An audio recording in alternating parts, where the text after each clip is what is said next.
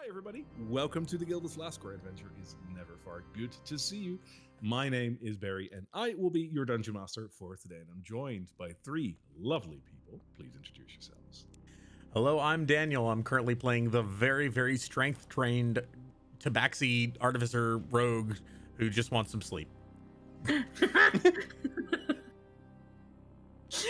Hi, I am Morgan. I'm going to be playing Briar Aurelia, the Tiefling Gunslinger, who is having a very interesting identity crisis right now.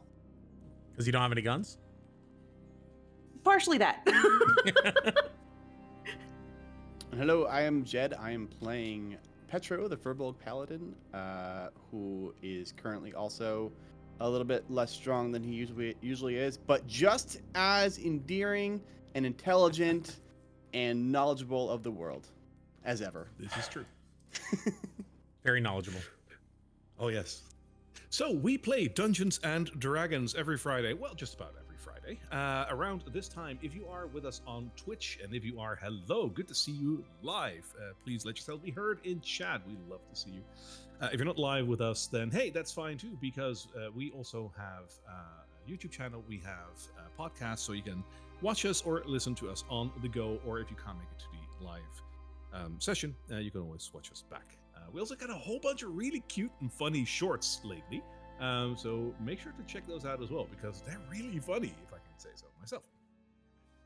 This is Drakkenheim, okay? There's a reason why everything costs so much. It's hard to get. You seem to forget though that Briar has a soft spot for their hooded lanterns. Yeah, well, I got a soft spot for starving and not being able to fund my projects. Oh, I've got soft spots all over the place. There's one on my wrist, there's one on my... Right, and with that, I think we should go and do some Clipping role-playing. that. There we go. All right, let's head into the ruins, guys, because we have a story to do. Let's go.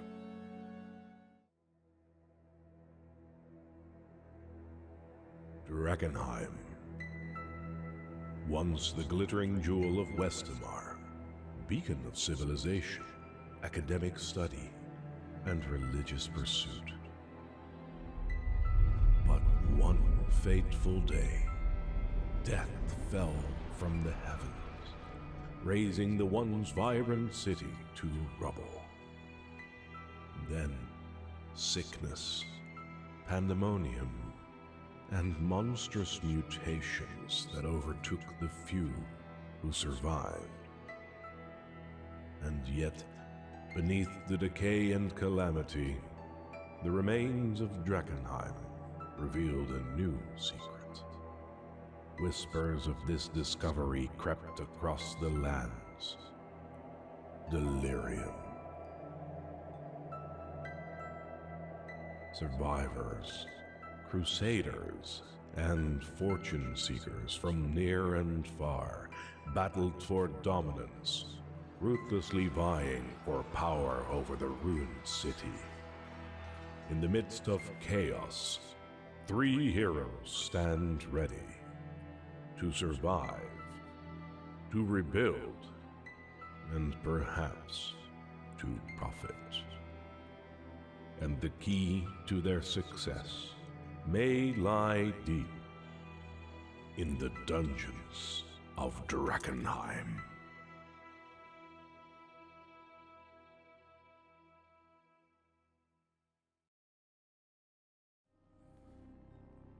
Ah, yes. That was fun. And now we're back in our actual story. Yes. So, episode 11. You three have come back to Emberwood Village after a little escapade in the city, which was a lot of fun. Last episode, you were traveling around and through the city to come back to home, and you had an interesting rendezvous with a ghostly witch. You basically had a random encounter in the city because someone rolled a 2, I remember. Something about stealth. Something about survival, actually. It wasn't stealth. I'm very capable at surviving. Well, you were, because that wasn't an easy fight. But you got through, and not even by the skin of your teeth. It was a harrowing battle, but you got through. And we learned all about consent in the process. Yes. Something about possession and whatnot. That was fun. You made it all the way back to Emberwood Village, and you had a talk with a couple of people. If memory serves, you talked to River, who is one of the lieutenants for the Amethyst Academy, who just so happened to be right outside the Red Lion Hotel, and she was accompanied by her teacher, the professor. Professor Eldrick Rune Weaver, who is a well-respected and well-known professor at the actual Amethyst Academy, but who's also known for doing extensive field research into the effects of the meteor. You've had an interesting talk, and you learned that there is more work for you should you want it, because your last assignment with them actually went pretty okay. You recovered a rather sizable piece of delirium for them, so they'd like to see you do more.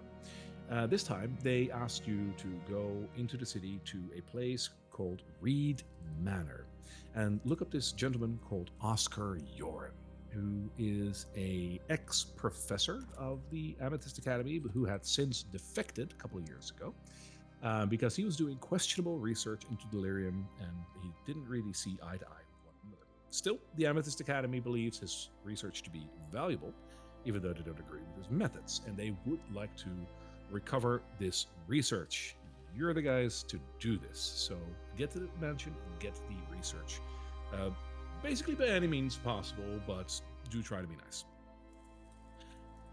Other than that, you talked to a couple of dwarves who were also staying at the Red Lion Hotel, and you learned that there is a smithy basically doing some mining, delving, and smithing, apparently, right close to where the meteor dropped, but outside the walls. The meteor itself dropped inside the city walls, but left a very big mark around where it dropped. One of those marks is just outside of the city walls, and apparently is an interesting place to start digging. And so it seems that a couple of dwarves have set up shop over there. You have run into a couple of these dwarves, and you have talked with them because Briar is potentially interested in buying some firearms, and who better to turn to than the dwarves? And after some talking, you learned that, yeah, you are welcome to come over there, have a talk as soon as possible. And after that, you decided to go back to your home in Emberwood Village and turn in for the night. And before you actually turned in, that is where we called it a day last session. So let's pull up the map. Let's bring us over to your new home, so to speak, where you have just come in. It is nighttime. It is dark outside. Luckily, it isn't really raining at the moment, so it is just a cold-ish evening. And all of you are huddled up inside the house. What is your next move? Is it cold in the house? Less so than outside, but it is a rickety house, so yeah. I set up a fire. Is there a fireplace? Yeah. Sure. He's Well, actually we got can find basically some like a Bunsen burner. Oh, I was gonna go find some sticks for you and get some flint and maybe some starter and some big logs, but oh, looks like you have it covered. Okay. So Petro, you went over to the chapel, right? Were they able to help you out? Oh, unfortunately, no. I still feel a little funky, in more ways than one, and I think I probably need some help from more people in the Sacred Flame, because the Flame Keeper that's there right now, she couldn't get rid of whatever is going on in my stomach. Well, so tell me a little bit about what's going on. What do you feel? How do you feel that's different than normal? The other day, I was able to pick up like a big tree trunk, and it was no problem at all. And now I feel kind of like maybe I would have to like squat my knees a little bit more, and maybe even get hurt in the process if I tried to do that. So I feel maybe like a little bit weaker and kind of hungry. And also, I feel like maybe I'm going to sprout a tentacle, but I'm pretty sure I'm not anywhere close to that yet. But wait, what actually happened? So you had that witch thing that big Oh, flying lady who tried to, well, she possessed you or something? Because I saw it come out of you. That's the word that she used. She said that I got possessed, which I didn't know that that's what that was, but apparently that's what it was. Fortunately, though, I did learn a way that I can prevent that in the future. It's just that I can't reverse it now that it's happened.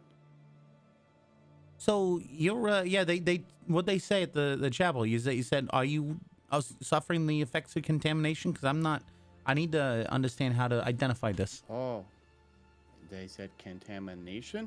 They also said a curse. I think there's two things actually. Oh, yeah, I'm gonna be honest. I'm feeling really weak too. But I don't think I had the same run-in with her as you did. I'm gonna be honest. Those dark, shadowy creatures, when they hit me, that I felt weaker every time. So, Oh, but I also don't feel the lingering effects of contamination. I mean, I've been contaminated before. We've all been contaminated before, I think. And I remember going to the chapel and they did something with it. But like, yeah, but the High Flame Keeper was there last time, but she's not here anymore. yeah, but what I'm saying is I don't feel that way right now. I feel weaker, sure, but I don't feel like that dark pit in the center of my stomach that, I don't know. It feels like I'm touching raw delirium, you know? Oh, I feel both. Yeah, so, but like that happened when you got touched by that witch, that flying thing. Yeah, the not nice lady that didn't know how to ask first. Sure. Oh, yeah, that's true. I mean, glad we taught her a lesson. But so aside from feeling a little bit weaker than normal, what are you feeling? Like, he's actually like, he's got a little flashlight and he's got a magnifying glass and he's looking at your eyes and your ears. He's trying to. So this, I think this is partially a DM question. When you have a level of contamination, what does that feel like?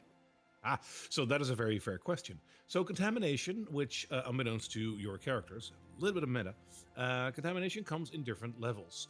As you might know through levels of exhaustion, it kind of follows the same logic. So one level of exhaustion isn't the worst. 5 to 6 levels, I believe exhaustion has only 5. 6 is death. There you go. Yeah, the 6th is you die. Simple as that. Contamination follows roughly the same logic, though with different effects, obviously, which I won't disclose because you haven't been there yet. That, for context, you currently suffer 1 level of contamination. This means that the eldritch powers in Drakkenheim have taken hold of you on the inside of your body. I would say, do you know that feeling before you get a fever? You know, you get that feeling like you're not burning up. Uneasiness. Yeah, it's like you're not hot. You're also not really cold. You're not getting those cold sweats just yet. It's that buildup before where you're like, uh-oh. And then the day after, you're sick. It's that feeling.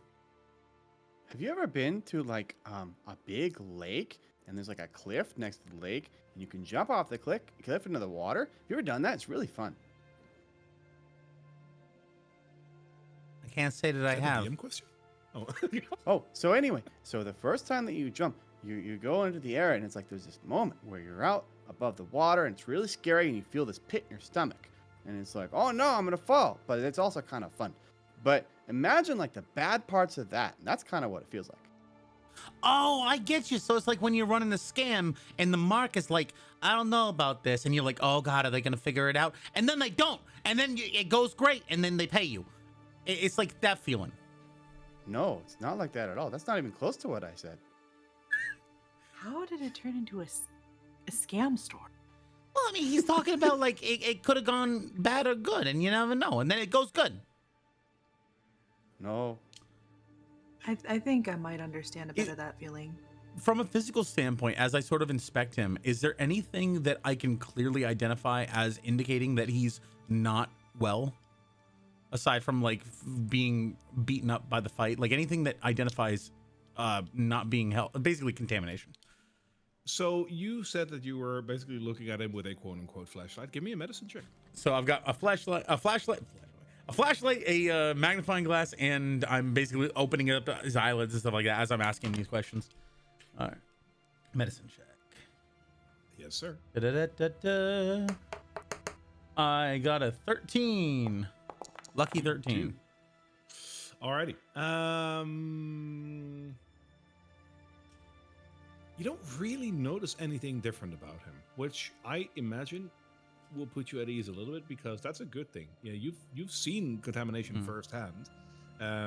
When you when you see someone like sprouting a tentacle or whatever, like you've seen these creatures in Drakkenheim by now that look horrible. Like if that's where you're going when you get contaminated, then Petro is currently pretty good, pretty well off. And you look fine to me. So, yeah, you don't see anything.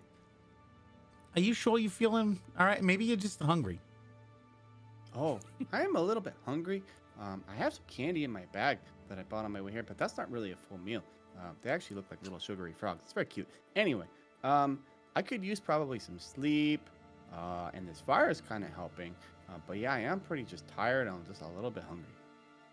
Yeah, I think I need to reconfigure a few of the diodes on my new walking automatons. They I got the whistle working, but I need to. I got an idea for something else. I'm gonna go to the shop. I'll be right back. And he's just gonna walk over to the shop and get some parts and come back. Oh, okay, Sure. I'll tend to the fire while you're gone. So he's just gonna come back and just start tinkering with wires and a couple of crystal diodes and stuff.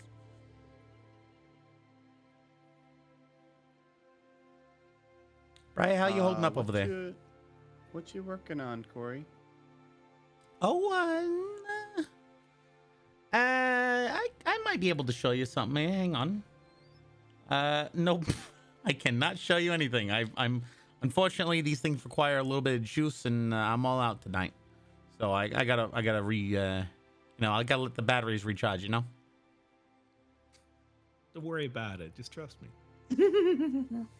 Basically, he's got a couple of little like what look to be like 3-pronged forks, but the tines actually can articulate. They look like claws, and they're the whole like a little metal sprocket connecting them to a small gear.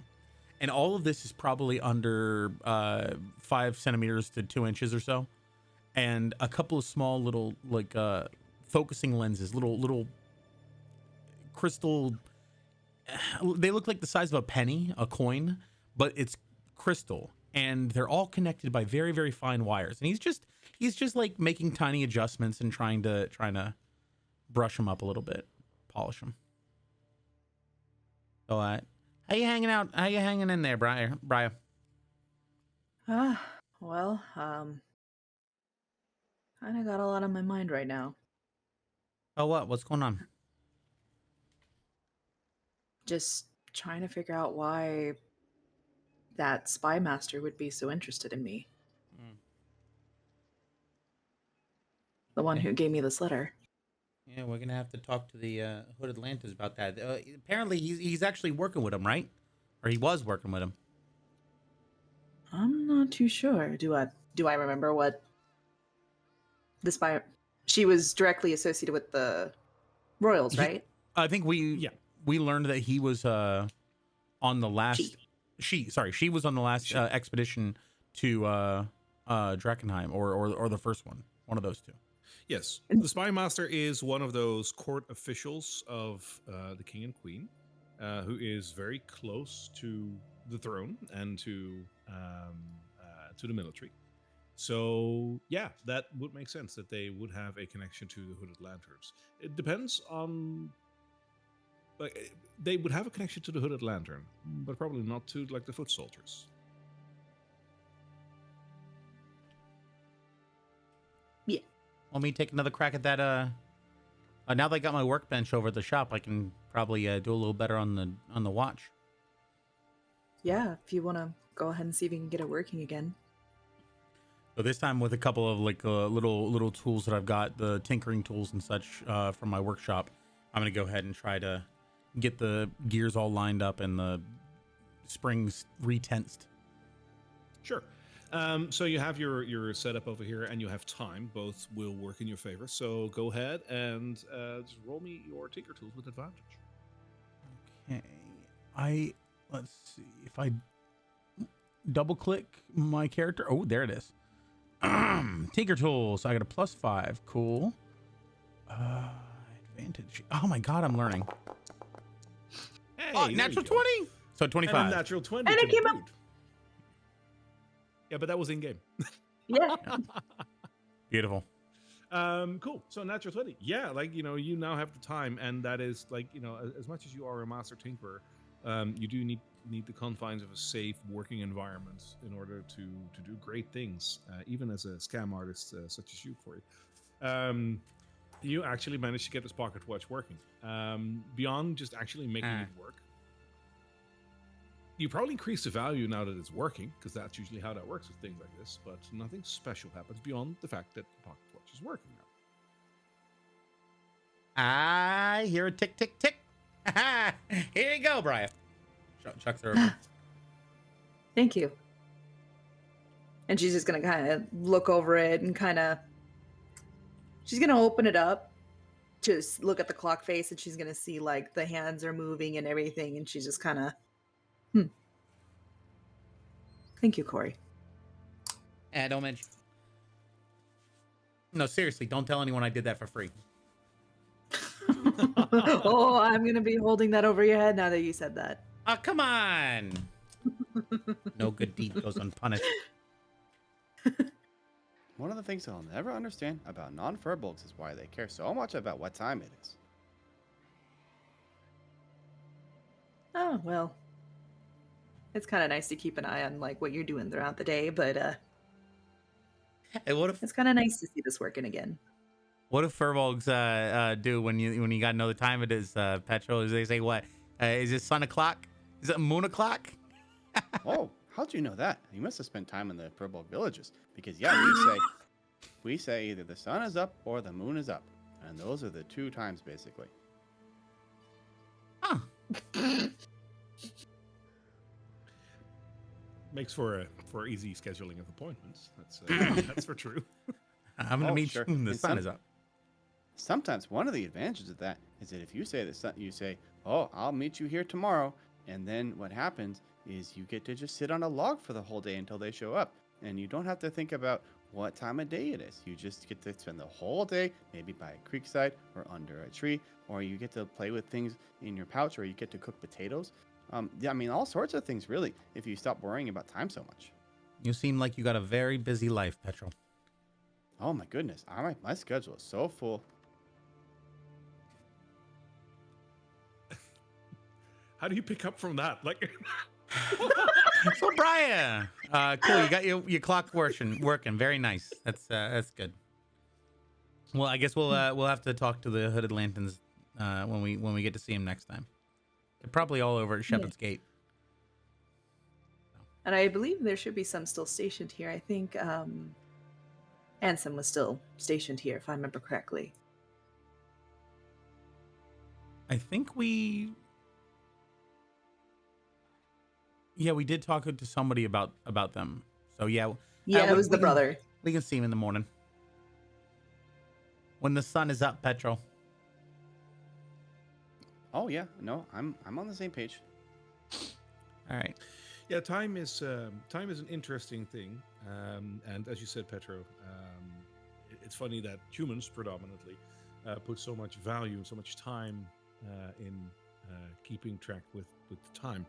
An interesting pointer towards Drakkenheim with that as well, for those of you that have been to Drakkenheim or have lived in its proximity for a while, is that the spires of Drakkenheim that you can still see towering above the city, one such spire is actually dedicated to this, because other than the cathedral and the castle, there is one more tower in the center of the city that I briefly mentioned before, which is dedicated to this. It is the old clock tower, which is connected to the market square in the inside of the city. It was serviceable as a clock for a very long time, and it was actually the only way to tell time within Drakkenheim if you look around, up until the cathedral was built, and the cathedral basically took over that role as it did a higher spire. In addition to that, the clock tower at the market square stopped working at some point, and nobody was really able to repair it. So while it is still there as a testament to once being able to tell the time, and it other than that, could also show the location of certain planets and stars. It just stopped and now stands there as a remembrance to what it once did, and just as a very pretty decoration of the market square. As a little side thing. Corey We're talking says about time. all of that. Anyways. Yes. So, I ever told you guys about the Great Plain O'Clock up in, was it Market Square? Where was it? Yeah, it's next to the market square. Over in Market Square. This thing was a beauty. Just absolutely like the mechanics of this thing. It's basically a big tower filled with bells and cogs and wires and screws. And oh man, the whole thing worked together like a symphony. Now, obviously, you know, during my lifetime, it's never been working. But on the face of it, You mean to say that it worked like clockwork? oh, it didn't work like clockwork, but it's always been a dream of mine to see that thing up and running again. Now, up on the front of it, you could see all kinds of things. It didn't just tell you the time of day. It told you the time, the day of the month. It told you the month of the year. It told you what age we were in, and it told you where the various planes were aligned with each other. This thing was a masterpiece. And I just wonder what became of it ever since. If I ever get in the city again, I got to show you guys that. That's good. That's beauty. It's art and science all mixed together. Well, if you are excited about it, then I'm excited about it for you. Thank you, Petro. Briar's just gonna kind of have. She looks a little bit happier than she normally is, and she's actually showing a more genuine smile. Then she just goes, I think that'd be a lovely thing to go and visit Corey. Hey, Petro, you stole that big hunk of media, right? From the Black It's Ivory been Inn? pretty heavy. My shoulder kind of hurts from carrying it around in my bag. He's not going to offer to carry it in the bag of holding. You got this, Petro. I'm proud of you. Oh, thanks. Yeah, I mean, I've carried much heavier things before, but it is starting to go. It's fine. It's fine. He'll probably feel better in the morning. We just need some sleep. We need a little rest. I agree. We should go to sleep. And with that, are you going to do some sort of a watch schedule, or are you three just going to get some sleep? For over the course of 10 minutes, Corey's going to cast the alarm spell and basically rig up a bunch of sensors on all the walls, so that if anything within a 20-foot cube that's bigger than a rabbit comes in, you'll hear the same thing from before. Hey, alert, something in the area. Get out of here. Nope, can't hear you. Wait, you couldn't hear me? I believe the stream could, though. Oh, okay. Oh, that's so strange. It routes it to the stream. But I remember what it That sounds works. Yeah. That's so weird. Okay. Well, yeah. So the alarm is up. And he's going to press a couple of buttons and pull down his goggles, and his goggles are going to vibrate ever so gently against his temples, and you're going to hear the sounds of like crashing waves in his ears.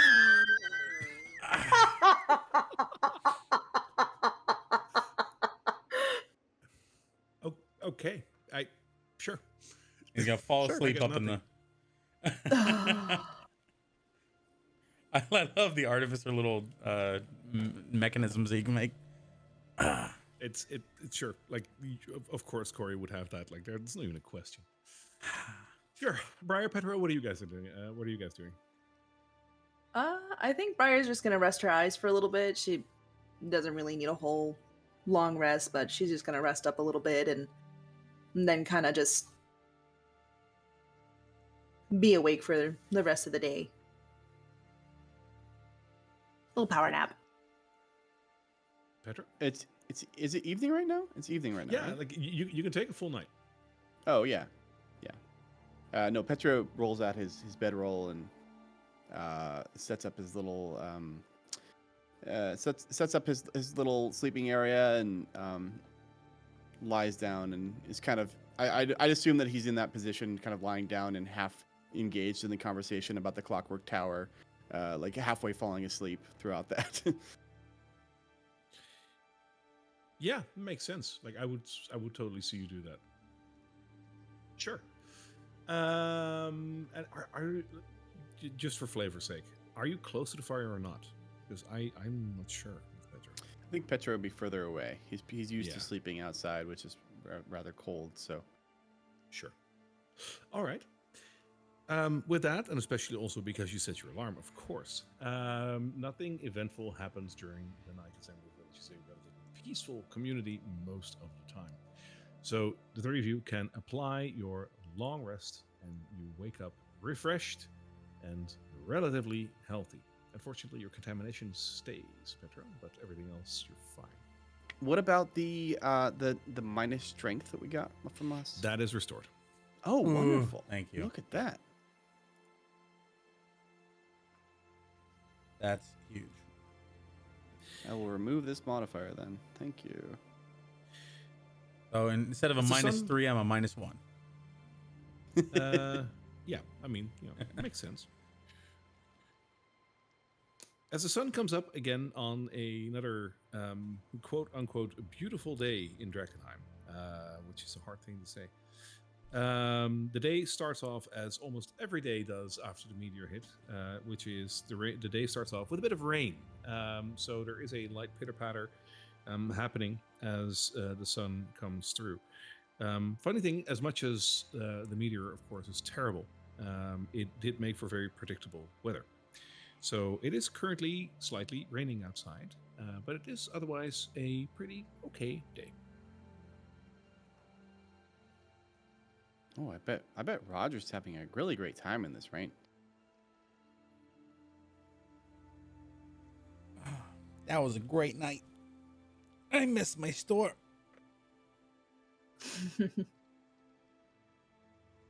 Much needed rest after our adventures so far. All right. I wanted to swing by the smithy, and we were talking about going over to the dwarves over there, and I imagine, given their proximity to the city and to the crater, they're probably angling for some of that space metal or medium metal that we may have encountered. So we have two options. Well, we have four options, but the two most prominent. We could bring him over to the smithy here and see, what would he, what would he be able to do with that for us? If anything, maybe we can do a little collaboration. I can tinker with it. He can, forge it or whatever. Crow's, he's not the smartest guy, but he is he's pretty damn good with a hammer. Or we could bring it over to the dwarves and maybe use that as a bit of a bartering piece. You never know. Oh, I mean, I think, well, we might as well go talk to the smithy here in town first and see if they know even what it is. I mean, I think we know what it is. He may not know what it is, but yeah, sure, why not?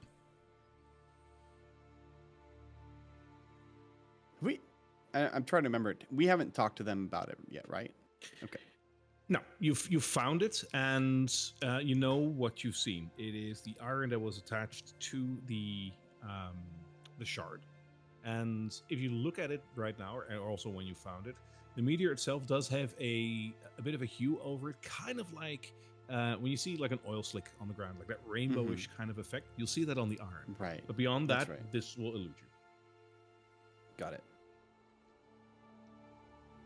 Oh, yeah. Let's go talk to him because it's starting to hurt my shoulder just a little bit. And I think the strap on my bag maybe isn't going to hold up much longer. Wait, you slept with that bag on your back? No. No. I just meant from carrying it the day before. But, Fair enough. But I wouldn't put past Petra to do something like that. So Which is thank why you I'm for asking. Yeah. So, yeah, let me take a look at that. Is that your pack that you've been carrying around all this time? Oh, yeah. I brought this all the way from home. Want me to see if I can shore up the straps, reinforce it a little bit? Oh, sure. That'd be great. Thank you, Corey. I mean, I ain't exactly a seamster or anything, but at the same time, I do got some supplies in my disguise kit. I maybe even look into, and so I'm gonna look through and see if I have any like belts or anything that I can use my tinker's tools to maybe rivet them to the straps, just to reinforce Yeah, the back. I Make don't sure see- not to break any of the Flame Scout badges that I have on there, because I put a lot of work into earning those. Do you have a tadpole badge?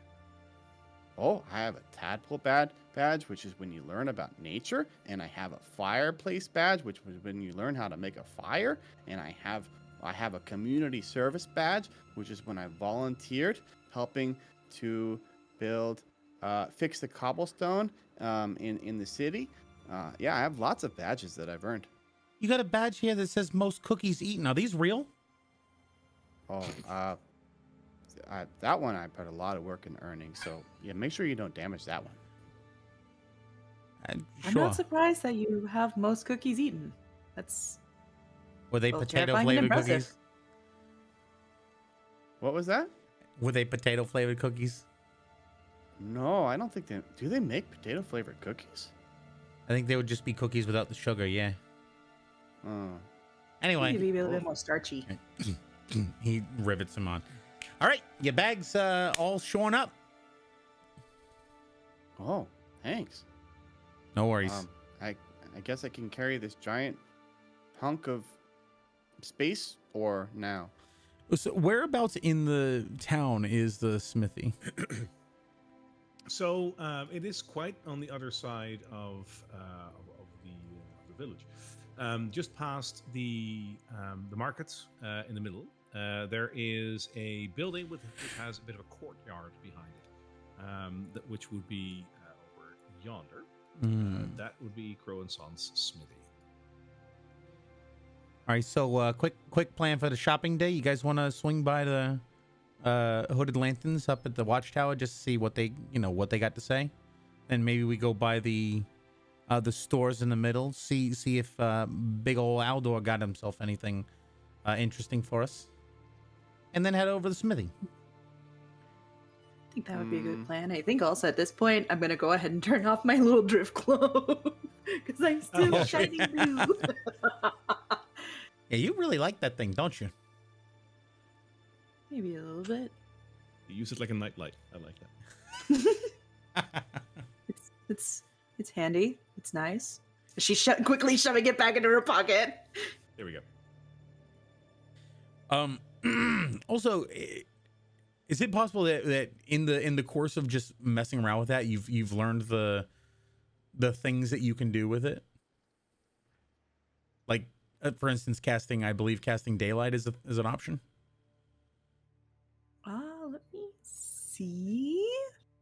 Because I don't think we've attempted that yet. No, we did last session. We used it like daylight. We used it like light. Oh, okay. Oh, Yeah. can use There a is an daylight actual effect. difference between the two. Yes. Mm-hmm.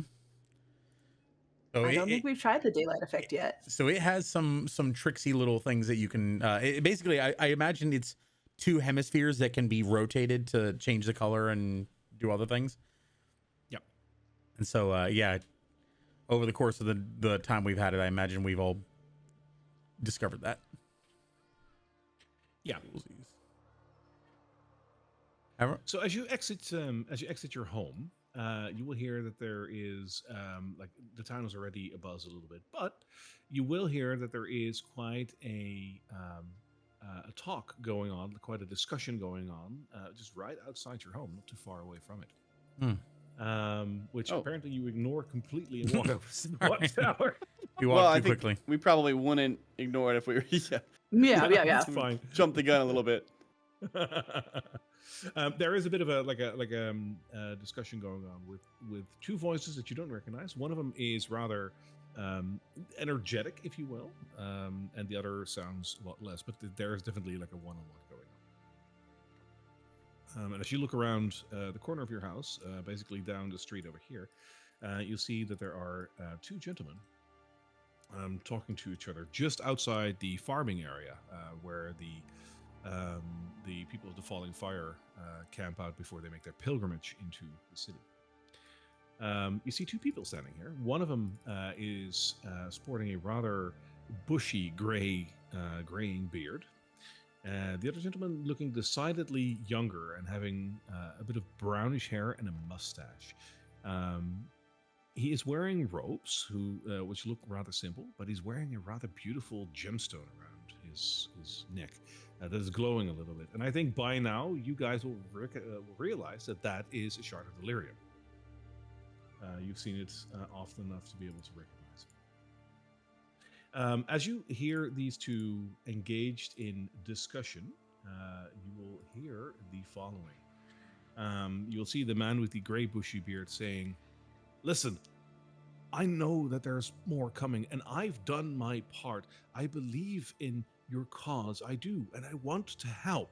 My farm is worthless right now, except for being a staging ground for you, which is fine, but I can only support so many people, and there's more people coming in than going out, and I don't want to send all of you into Drakkenheim. It's a death trap. If you want to go, that's on you, but the amount of people coming in, I don't want to be part of this." The other gentleman listens to that and slowly nods and says, "Be that as it may, good Sir Hendrix, your farm is important to all of us. It is, as you said, a staging ground, but it will help us to gather those that have seen the light, to bring them into Drakkenheim as a group. As you said, it is dangerous in there. Most of them know that taking the pilgrimage, the trip, might unfortunately end disfavorably for some. And they're willing to take that risk for the right and righteous reasons. To be able to come together here means being able to travel into the city in larger groups. It's easier for us and it's safer for them. I know it's difficult, but if you can find it in your heart, we would like to keep using your farm, and, well, we'd like to expand a little bit on the area, because more people seem to flock to our cause every day." And that is when you turn the corner.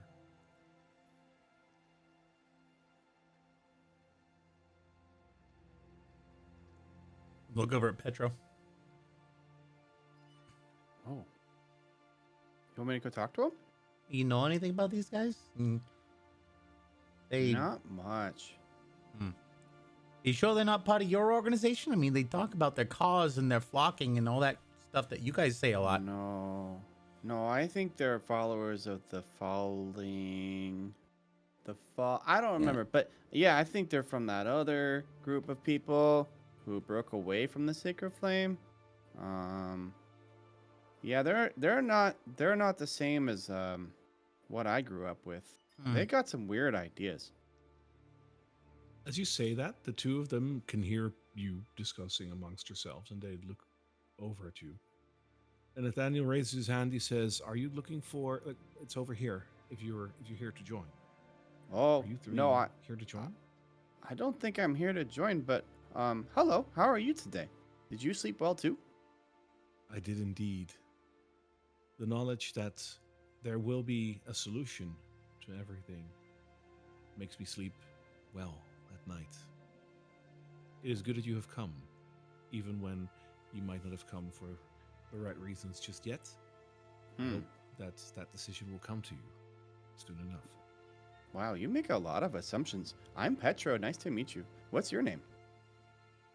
Nice to meet you. My name is Nathaniel Flint. I am one of the caretakers of, the flock behind us. And I work for our spiritual leader, Lucretia Matthias. Oh, and you must be Lucretia. Nice to meet you. Looking at the old man.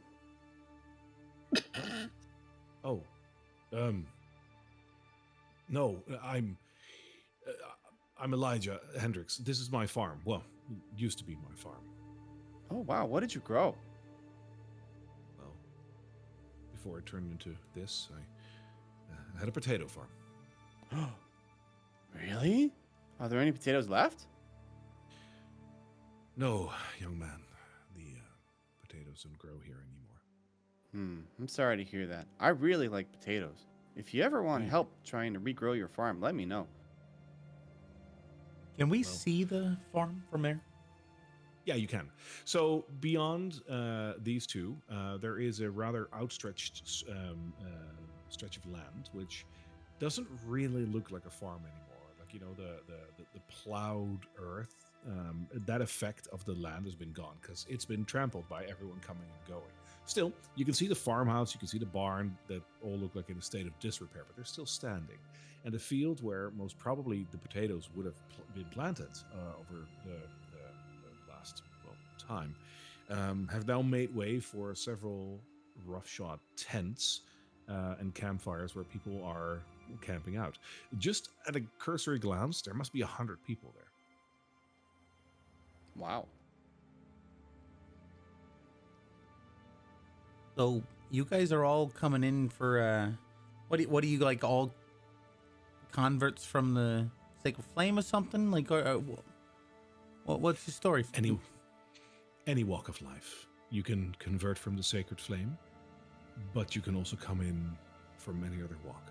We take everyone that understands what's at stake and what's happening. Oh, I definitely understand what's at stake. I mean, Delirium is ruining everything. Speaking of which, you got some dangerous taste in jewelry there, friend. Do you like it? Delirium isn't as dangerous as you might think. Petro, was it? Oh, yep, that's me. Delirium is actually what is going to save us. It is a gift.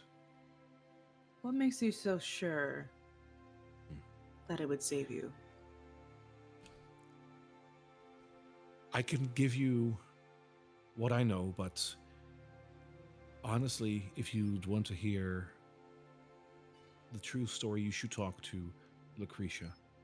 Lucretia Matthias, she is a visionary. She once was part of the Burning Flame. She once was very much part of your, well, I assume, anyways, she was once of a different faith, so to speak, but she saw what others couldn't.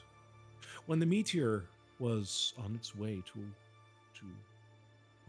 here, she had a vision of a bright star in the sky that would once come down and, well, wreak havoc upon the city, yes, but also bring a solution to a far greater evil. You see, the meteor is just a meteor, but it's bringing a weapon, it's bringing salvation. Sure, a sacrifice has been made, but lest we not take this into our own hands and cherish what is given to us, we might all succumb to a far greater danger that is lurking just beyond the horizon. My friends, the time is nigh, and the end is near. But the meteor will save us. You said it's bringing a weapon? The meteor is a weapon against the darkness, against the evil that is coming. It can save us. It is the next step for all of us to make sure that we will live to see another day. So we're talking like a metaphysical weapon or something, not like a boom or a bang. Yeah, and what's the evil that's coming? Well, Lucretia Matthias can explain it much better than I can, but Gosh, you don't she know often anything. refers to it as the Great Darkness. And once this Great Darkness comes, it will consume everything. But you see, this divine crystal that has come down can save us, can steel us against it. And together, this fallen fire will ignite a light that will be brighter than any sun and any star. And it will push away the darkness when it comes for us.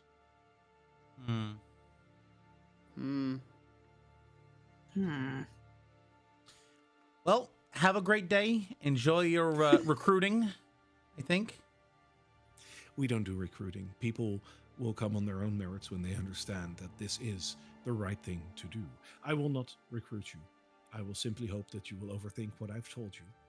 You're always welcome to come and talk to us, to come and talk to Lucretia and see what she has to say. She has defected her previous faith in pursuit of truth, and she is now leading a flock that understands that only through application of delirium to our very own person, we can combat the darkness. Corey's Can I ask you what all these people behind you? Where are they going? What's going to become of them? All of these people have come with one singular purpose: to cast away anything that they hold dear but the clothes on their back, and follow us into the city, a pilgrimage right to the city center. We go to the core, to the meteor, and over there, they will join in with a ritual that will cleanse them of any wrongdoing, and it will safeguard them and steel them, make them ready against the darkness.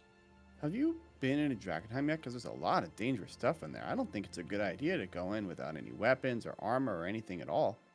I have traveled to the meteor's crash site 37 times now. It is a wonderful journey. Have you ever jumped off of a cliff before into a lake and you get that hit in your stomach? You know, it's like this feeling like you're falling. Have you ever done that before? I don't believe I have. Oh, do you ever get that feeling in your stomach? Not really. He looks at you like questioningly, like what you're trying to get at. Oh, see, because the other day, this scary witch person, she kind of flew into my body, and then after she left, I still felt a little funny. In fact, I still feel a little funny, and that's not the first time that's happened. But that's like the second time that's happened. I've only been in a Drakkenheim a couple of times, not 37 times, and so I was wondering how you're avoiding that by going in so many times. My friend, what you do in the privacy of your own quarters is between you and this lady alone. I can but advise you on my... Well, anyways. Hey, so 37 times. 37 times. You've been to the meteor 37 times. The meteor. I have... The big... I have seen the meteor myself. What's it look like? I have stood... It is grand. Yeah, no, not the religious stuff. No, facts. Like, how big? How big are we talking? Like a house, a castle? It surpasses the size of the cathedral. Oh wow. Okay. All right. And so you're talking about the crater itself, not the actual the debris that landed there. The meteor that came down. Have you seen the meteor? Yes. What does it look like? I've stood upon the edge of the crater and looked down and saw it in all its glory. It is marvelous. Yeah, marvelous. It's stupendous. It's floriferous. It's superfluous. But sure. And all of that. Yeah, but what is it actually like? Is it made of? Is it delirium? Is it rock? Is it metal? Is it ice? That doesn't make any sense. It is completely made of delirium. Yes.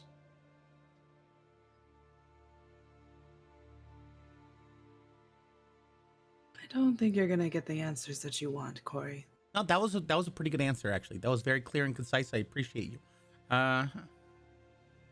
37 times.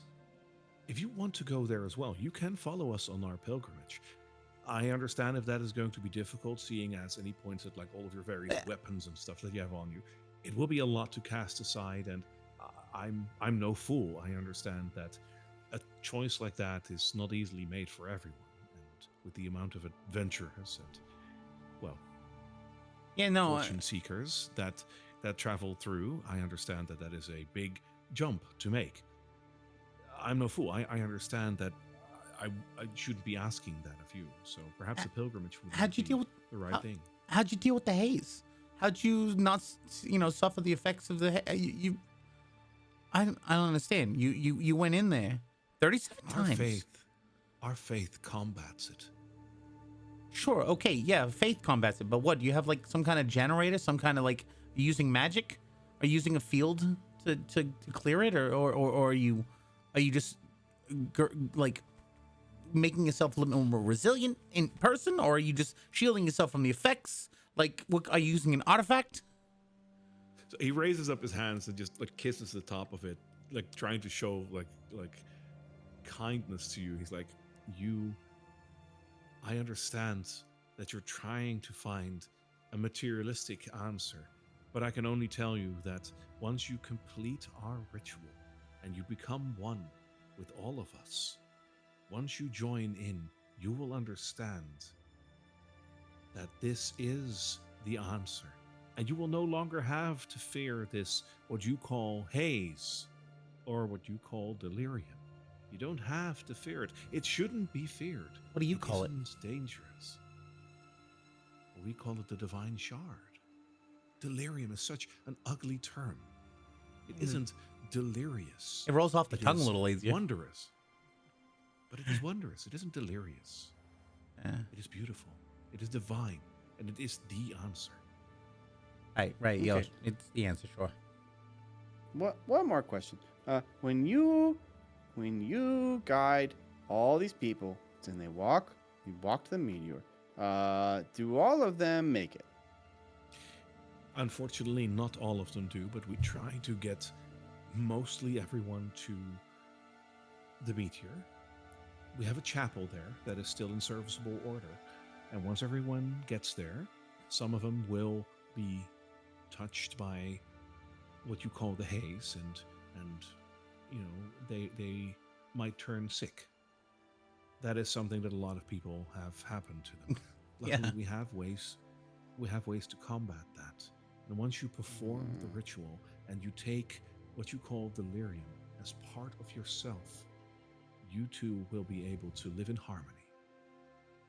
So you're telling me that you lead people into the city and some of them die as they follow you? You lead your friends into battle and some of them may die as well. What is the difference? I don't think you're a good person. At least with battle, they have a chance to fight back. But you're going in with aggressiveness. We go in with kindness. I'm not so sure Oh. who is the wrong person here. I go in with plenty of kindness, but I also have a big hammer just in case. We choose not to use that violence. And instead we go in an unguilty conscience. One more Well- question. Go ahead, Pedro. Hmm. Yeah, one last question, and then I think we're gonna have to bid adios. But you said that they were tossing aside their material possessions. Where exactly are they tossing aside their material possessions? Most of them come here without their material possessions. Or I knew you were going to ask this at some point, you bastard.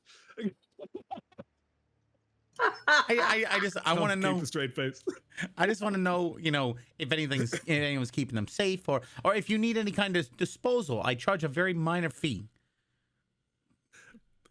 10 minutes ago, I was like, he's going to ask this at some point. Gotta keep a straight face. I just can't with you. Damn it. You know, Briar's gonna be totally okay with him running his scam right now. Most people come here without any material possessions already.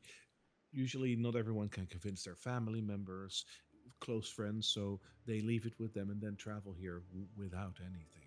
If they still have something, they usually either donate it, discard it, or if they really can't let loose of it, we allow very minimal possessions to come towards the meteor, where they then cast it into the crater.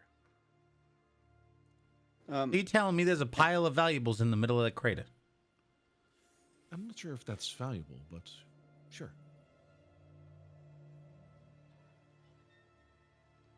What's that, Petro? He's gonna get close to Petro and try to be very subtle. I don't think this is the time and place. We need to get more information on this before we do anything. This guy seems a little bit off. But Well, normally I would say that you're being rude, but in this case, I actually agree with you. And DM, I'd like to cast Divine Sense to try and detect good and evil from this person. Oh, sure. You sure as heck can. I was quickly looking up something else. open yourself up to the smells. Yeah. What does he smell like? Just Not great. He cast aside all of his personal hygiene, apparently. Yeah, because that's like hygiene is evil. Like we all know that, right?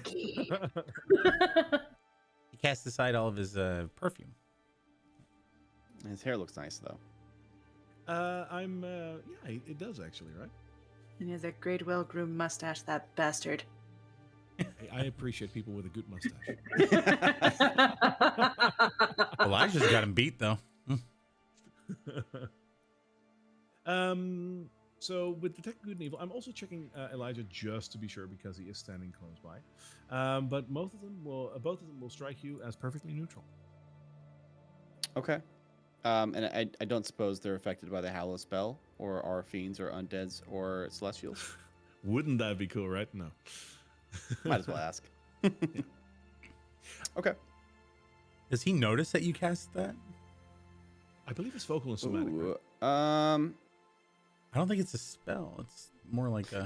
It's divine sense, so it's like the it doesn't use up a spell slot. It uses up a divine sense It's slot. a sense. Yeah. Then you don't necessarily have to notice it unless you want him to notice it. No, I do not. Okay. Then he doesn't know. Does the delirium shard around his neck emanate any evil or good when he does that? So that is an interesting question. And while I would say no, that it doesn't, I will say if you're intently also looking at that area, I'll allow any and all of you to make me a perception check to see if you notice anything about the crystal. I can perceive you. Yeah, and I did not cast detect magic. It's different from detect magic. So. Right. Oh, it's doing that thing where it rolls like 20 dice. I got a 14 on my first roll. 5. I just got a 21. Hey. I don't have the sound here. Damn it! Like I made a little snippet of that one. Like I rolled in that 20, like that thing. Anyways, yay 20. So you notice something, Morgan. Or rather, Briar, of course. As the three of you are looking at Nathaniel, he looks as I described, the crystal and everything.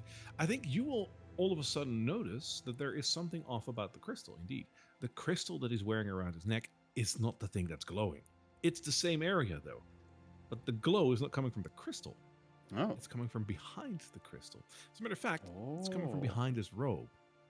And it's shining through the robe. It's just exactly in the same place, so it looks like the crystal is glowing. But it isn't. There's something glowing beyond underneath his clothing. It's quite the magnificent glow there, isn't it? You say that? Yeah. It is indeed. I wear it with pride. I can see that. Though, you wouldn't mind kind of just lifting it off your shirt a little bit, just to get a little bit of a closer look. If you don't mind, I'm quite interested in Perfectly seeing understandable. this magnificence. You are not the first to ask, and I do understand because it is quite a step to undertake. It is soothing for some to see what their next step is going to be. If you would allow me. And he opens up his shirt a little bit and basically just like exposes his skin underneath.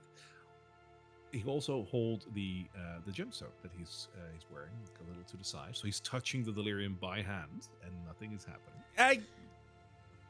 And he's not wearing gloves to boot. Like this is just skin on delirium, and he's just touching that and just pushing it aside.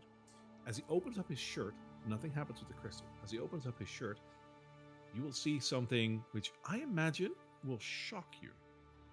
Which totally sounds like a YouTube intro.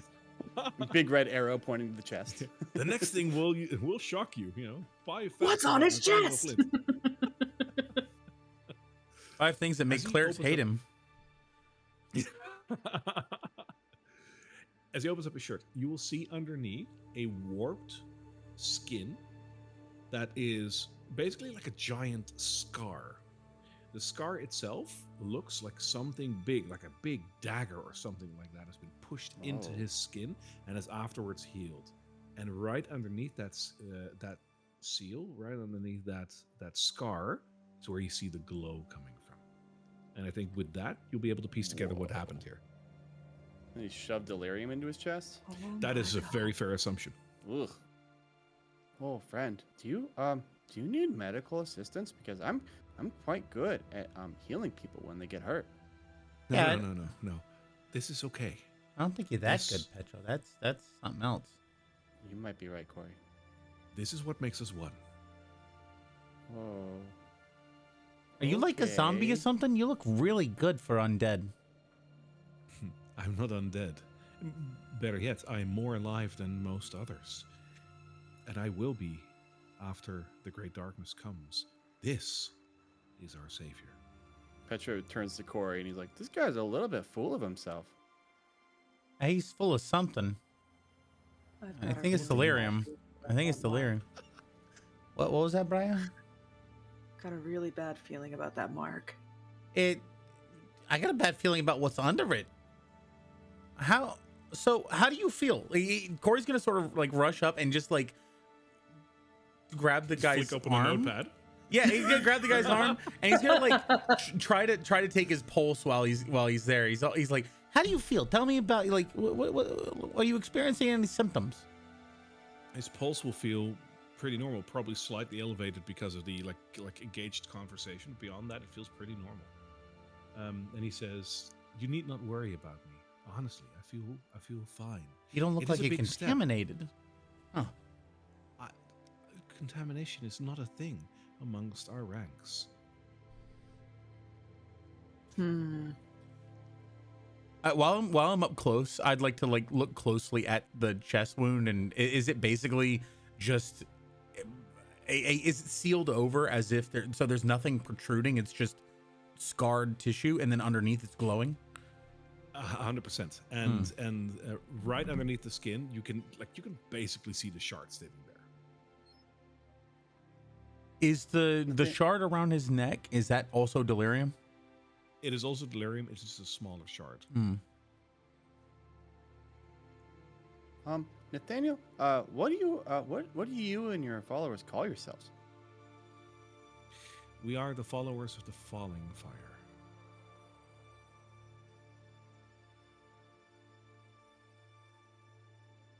Jed, the player, had forgotten the name, so thank you. Perfectly fine. All right. Okay. Did you do anything special to the delirium before you inserted it into your body? There is a bit of a ritual, which unfortunately, unless you partake in it, I cannot share with you. We do Okay. have the right to keep some things to ourselves. But there is a slight precursory ritual where which we go over with all of our supplicants that join in over at the chapel near the meteor.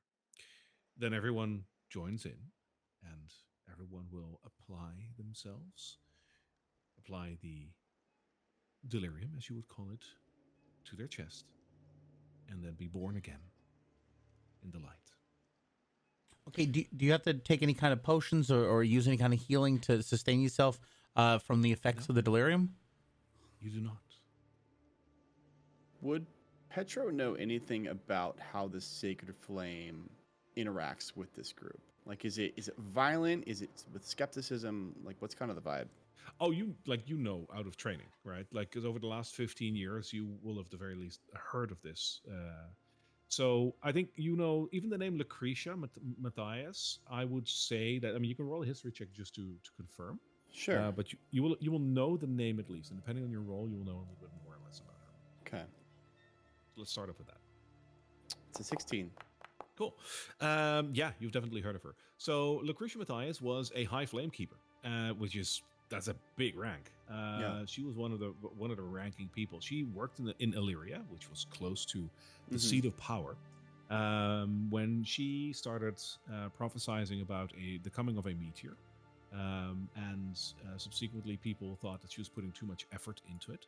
And then when the meteor finally arrived in Drakkenheim, she basically started writing a whole book about it and being like, "This is the second coming, yada yada. This is important." To such a degree that she started having a disagreement with your faith and ultimately was excommunicated, if you will, from the faith and started her own religion. So that is what she did. So you know her name like that, and I think that is on the surface what you would know about her. As for the interaction between the faith that she basically started and your own faith, I think it is one not necessarily of hostility, but definitely of animosity. It is it is two different faiths. Like, you believe in the fire and whatnot, and they are like, no, your fire is not the true fire. Our fire is the true fire. That's kind of you guys don't like each other. I will say that between the two groups, even though that animosity exists in both sides, your group will be a lot more adamant about them being wrong. Right. And they are a lot more, you just see it wrong. You're misguided. Right. About it. Yeah. So. Oh, they think they're so cool. Yeah. So actual outward hostilities are not. There have been some probably, but not anything, no large scale battles. Right? Got it. Thank you. Well, Nathaniel, some people, and within my faith, they would say that you're a bad person, but I don't think that. I think that you are just trying to get by and do what's right, and maybe we have different opinions about what that is. And I won't be joining your order, but I just want you to know that I'm not one of the Sacred Flame that's going to be mean to you. I do appreciate that. And do know that our door is always open to you. If you would ever want to talk to Lucretia. Yeah, big nope. Thank you, though. He turns to Briar, who also expressed interest. If you would ever want to talk to our leader, Lucretia, she usually is within the city. She travels between the meteor and the gate that we hold. She's gonna kind of force a polite smile and just, we'll see where things go in our adventures. And sure. Which gate is that? The Champion's Gate. The Champion's Gate has been mostly broken down, but we do have a bit of a hold on the rubble. It is not completely safe, but it is the safest route into the city. For us. You're always welcome there, just so you know. And Nathaniel, if you have any followers that come in here and they have extra things that they need to get rid of but don't have a place to put them, I recommend Corey Flinzica's Import-Export Emporium. I have a drop box. You can just drop it in there. I will dispose of anything for you. Oh, yeah, and you guys actually have very similar last names, too. I never noticed that. I actually didn't. Flint's is Export Import Emporium. Somebody in chat said it. Yeah, Chowder. So I can't take credit. Yeah. Long lost brother all of a sudden. Flint, totally different lineage. Might I ask what you are planning to do with these people's materials? No, you said they got to get rid of them, so I'm just providing a disposal service, totally pro bono and free of charge as well. We will consider it. I'll install a Dropbox today. Wonderful. Don't call us. We'll call you. Yeah. Anyway, Nathaniel, see you later. And if you ever have anything interesting to get off your chest, then feel free to let us know. Okay. You guys get it? That's fine. Never mind. All right. Bye. Just hurriedly go up north. Bye. Bye. Have a beautiful time. What a weird guy. Yeah, isn't it weird when religious people try to push their beliefs on you and you look right Really at Petro? is. Yeah, I agree. Oh. No, honestly, Petro hasn't been doing it. It's more like whenever we go to the chapel. Yeah. Anywho, yeah. So, Petro, I'm gonna be honest with you. You guys in your church, I've seen some of the things that they can do. There ain't no denying that the Sacred Flame is legit at some level. I don't necessarily agree with all of the practices, but I get that it's a thing. It's not made up of nothing. Oh, I understand your skepticism, but at the end of the day, what's most important to Sacred Flame above anything else is helping people. And that's why I like them, and that's why I'm gonna keep being a proud member of the Silver Order and the Sacred Flame, because really that's what they're trying to do underneath it all, is just help people. No, sure, and I get that. Maybe some people, even within my own ranks, I'll admit, are sometimes a little bit misguided about how to do that, but I'm going to try to be the best that I can. I'm just saying that that guy back there, I feel it very similar. Like, at first, I heard them all talking about, oh, we got a purpose, and we got the flock and all that, those weird, crazy cult religion words. But at the same time, he's got a piece of delirium in his chest, and he ain't dead.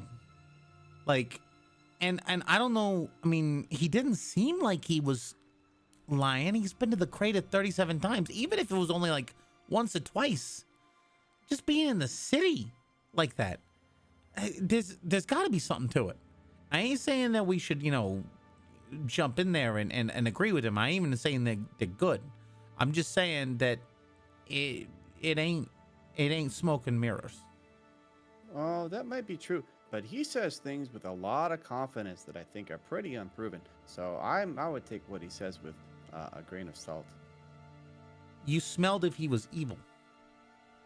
Oh, he's not evil. He's not good either. He's just kind of somewhere in the middle. I'm just saying you do things that I can't explain. And that's true. That guy. I want to ask you some things about some of those things at another time. We'll get to talking about it. I just want to know more about what you do. How you do it. But okay. Hey, it's all good. I'm just curious. Learn a little bit more about my buddy. Well, I'm happy to answer any questions. But now while we're here, Brian, you see anybody? Briar's gonna take a look around and see if she sees any of the hooded lanterns at the watchtower. So there is the usual training going on in the little area next to the watchtower. And you'll see two people who are overseeing the training, one of which you will recognize as being Ansem. He is currently here. The other person next to him seems to also be a ranking official, just by the way they're dressed. It is not his sister, and I don't think you recognize this person. Briar's just gonna kind of approach the two and just clear her throat. We're back, Ansem. Good to see you. How are you? Well, it's been a pretty interesting journey so far, but we have some good news for you. You found my sister. We found her. And I might assume alive? Yes. Good. She even gave us she was a little beaten up. The rat creatures that she was taken from, they did a bit of a number on her, but she's in safe hands now. She's with the rest of the hooded lanterns that are stationed in Drakkenheim. She's back at the gate. Yes. The Lord Commander will have a field day, but she's alive, and that's what counts. Thank you. You're welcome. She was quite nice to us, too. So was there any kind of finder's fee or rescuer's fee or something? Did we discuss? As I told you, our resources were stretched thin to begin with. It's the whole reason why she got into the mess that she was. We don't have a lot right now. The only thing I can offer you is... You're adventurous, right? The three of you. You're here to get some, to get your stuff, to get your fill, right? Scientists, adventurers, whatever. Yeah, we're here to get what we can, but also learn a bit while we're doing it. And I'm gonna tell you, these kind of field studies, they don't come cheap. There's gear we gotta get. Sometimes we get, attacked. I mean, this guy got possessed over here, and we have to deal with that. But that's something that we still haven't been able to deal with yet. We got to find a way to clear it up. But all these things, everybody expects a monetary compensation for food, healing, gear. Now, we might be able to help you with that. Don't worry. Contamination is something that we often run into as well, but we have solutions for that. Oh, really? Really? Can you help me with that? Absolutely. Well, I mean, not me personally, but I know how to help you. we have a garrison near the gatehouse that we're holding. It's on the inside of the city, but within the garrison, we have a couple of really good people who often work there. One of them is, well, they're inclined in some healing services, and they have helped people with contamination before. You might want to pay them a visit. I will cover the cost for that if there is any cost to begin with. Like, you saved my sister, that I can do. Or you could consider to drink one of those potions that they get to the gate. There's potions that help you with this as well, from what I understand. There's potions that can combat the contamination of the haze? Yeah, we get them in very small supply. There is this older man that lives like near the gate. I'm not exactly sure where he is, but he provides us with a supply of potions. And I've heard that he does make potions that combats this sickness that you get from delirium. If I'm not mistaken, that's not something that we encountered at Camp Dawn. Like, they didn't have potions for that. They just had the spells. This is the first time you heard of it. Yep. Yeah. Okay. Oh, Interesting. I mean, a potion that we could carry around would be really useful. Yes. It's apparently very hard to make and whatnot because we get them in very short supply. But I believe he's a man that, like, he works for the academy, and he has worked for the academy, and now he is somewhere like on the outskirts of Drakkenheim, and he's making potions. And we have a deal with him every once in a while. He makes some for us because, you know, we do need them when we go into the city. So he makes some healing potions, some strength potions, like, you know, just stuff. But he's sent a couple of potions that apparently combat the effects of the haze to our camp. I haven't had one myself, but I've heard of it. What kind of deal you guys got working with him? Do you pay him for these potions? Oh yeah, like we pay him every once in a while, like an X amount of money, and he sends over a bunch of potions. I'm not exactly sure on the details. You'd have to ask at the garrison. There's a couple of people in charge of that. I know it happens. That's all I do. Corey pulls out a little flip book and he writes down, "Learn how to make potions." Hey, Briar. Yeah, try to get Briar's attention to talk discreetly. Yes. We're looking. I'm not gonna whisper because it might not be picked up. We're looking for a guy with connections to the academy in that area. I don't know if it's I don't know if it's the same guy, but we might want to keep our ears open. Might be very likely. Oh, and our eyes. Yes, and our eyes, Petro. And your nose. Oh. Clarification. Oh, all of our noses, really. Interesting. Okay. Okay. And our hearts. So, about how much would one of these potions normally go for if we were to, purchase from your quartermaster? I just have to respond to that. If you want to open your heart, Petro, you can join the falling fire. Like, they have I meant metaphorically.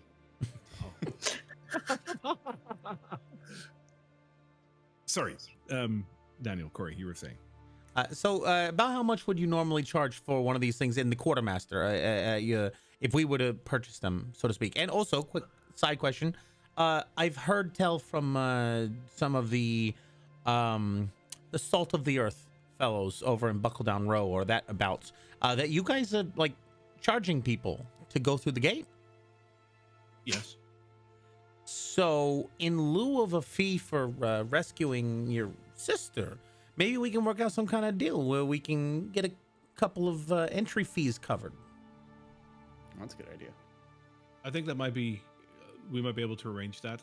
I can give you at least once, like a free pass. Anything more than that, you'll have to take up, probably with the Lord Commander even, to give you some sort of like an okay on that. Like I don't have that kind of power. But I can get you through that one time, and then if you take it up with the Lord Commander, maybe something can be arranged. Entry and exit. I just want to make sure that we're not trapped once we go through. Exit isn't charged. Okay, all right. I'm gonna take you on your word for that, but I just want to make sure that we're not getting suckered in here. It's like, oh yeah, you can totally come in here. Good luck getting out, though. I don't want to get in that kind of situation. Okay.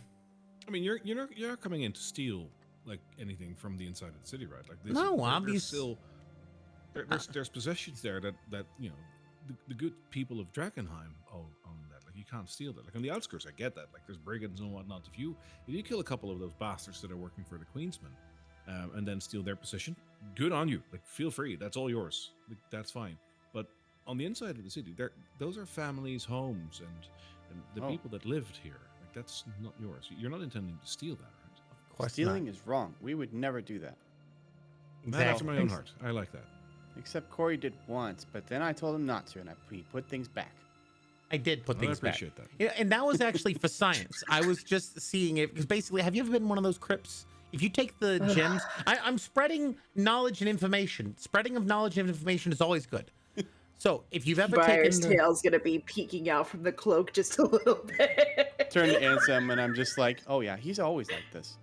if you've ever taken the gems off of the eyes, don't do that. Because what I found through rigorous scientific study that if you take the gems off of the eyes of the skeletons or zombies down in the bodies down in the crypts, they will reanimate and they're not going to be very friendly.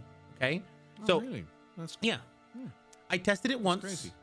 Oh, fine, all right. I'm just trying to keep you. Whatever, you know, fine. Go get murdered by a zombie. Well, I prefer not to. That's one of the reasons why we keep these potions on hand. What kind? Potions of not being murdered by zombie? Well, I mean, the zombies can contaminate you. If they do, the potions can actually combat it. You see, when you get contaminated enough, you can actually transform into one of these horrible beings. A potion can prevent that as a last resort kind of thing. Do you have any on you? Yeah, do you have any here? Not right now, no. No, we have a very limited supply. Apparently, they're very expensive. But at the garrison, we probably have a couple. Like, I don't know how much, but maybe like 5 or something. I don't know. Okay. We have some. So, here's the offer I'd like to propose. So you would get the one entry, one there and back, and we get one of those because Petro, in the process of trying to save your sister, he got himself a little contaminated, and we don't know how to fix it yet. I cannot promise you one of those potions because they might be mission critical, and if we only have 5 and we got like 5 missions going, I'm compromising one of our missions. I can't promise you that. Here's like talk to our Lord Commander. If perhaps you can work out a deal with him, perhaps you can go and like purchase it via us because we're always we always need more material. Maybe we can sell you one of these potions in return. Something like that. Like we'll be able to work something out. But like that is not with me. You'll have to check at the garrison. That's a great idea, Ansem. I really appreciate that. I will talk it over with my associates. Wonderful. And please don't mistake this for me not trying to repay you. Like we just have very little means, but I am very grateful for you saving my sister. If there's anything else I can help you with, any knowledge or like anything like that, I'd love to help you. You know, And honestly, vice our versa. our resources might be spread thin, but beyond that, I'd love to help you. Now, what's a little rescue mission between friends, right? We're friends. We're getting to be friends. I'd say. I'd like to think that. Yes, Yeah. if you tried to save my sister, then yes, I would consider you my friend. And friends help each other out, in the future. So don't worry about it. Of That is obviously an option. Yes. course. Oh, you guys are getting along. This is so nice. All right. Brian, I think you had something you wanted to talk about. Yes. I was wondering if you had any knowledge about a specific person. And she's just gonna kind of unclip her pocket watch. And she's just gonna kind of, it is stuck on something that it should not be stuck on, and that would rip. There we go. Make a dexterity check or sleight of hand. That's a natural one. Oh no! I broke the chain. But she's just gonna kind of hold up the pocket watch and just kind of show it. She's gonna keep it in her hand, but she's gonna show the pocket watch itself. And she's just gonna look at him and say, "Do you know anything about Vincent Angers?" Vincent No, really, but may I? And he takes a look at the pocket watch, and if you allow him to open it on the inside, there's that inscription. And he Yeah, looks at it, and she's gonna let him open it. so he looks at it, he says, the property of Vincent Angers, 4th Provisionary Expedition Force to reclaim the capital. That's us. The 4th Provisionary Expedition Force to reclaim the capital. That was what we were before we turned into the Hooded Lanterns. You see, I won't bore you with the history lesson, but when Drakkenheim was hit, we lost a lot of good men, both like part of the city guard as well as the army. We scattered, and then we tried to bring everything back together. We had in the chaos, didn't have a lot of people. But at some point, the barons and counts around the land just offered their soldiers to boast our ranks, and we built up an army. We tried to reclaim the capital, and well, we've tried it 4 times.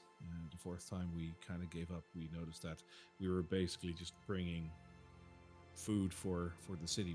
We weren't reclaiming anything. We decided to hold on what we were able to reclaim, which was the garrison, the gate, and a few other small spots within the city, a couple of safe houses and whatnot.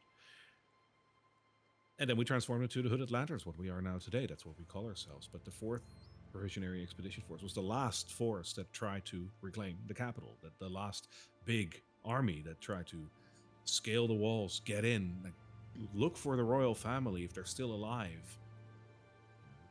Were you there? It's a thing worth fighting for. Well, I think I will. we knew most of that already, but do you know anything about this person specifically? So that's the interesting part. I don't know Vincent Angers, but I do know the last name. I know a family member of him. He works at the garrison.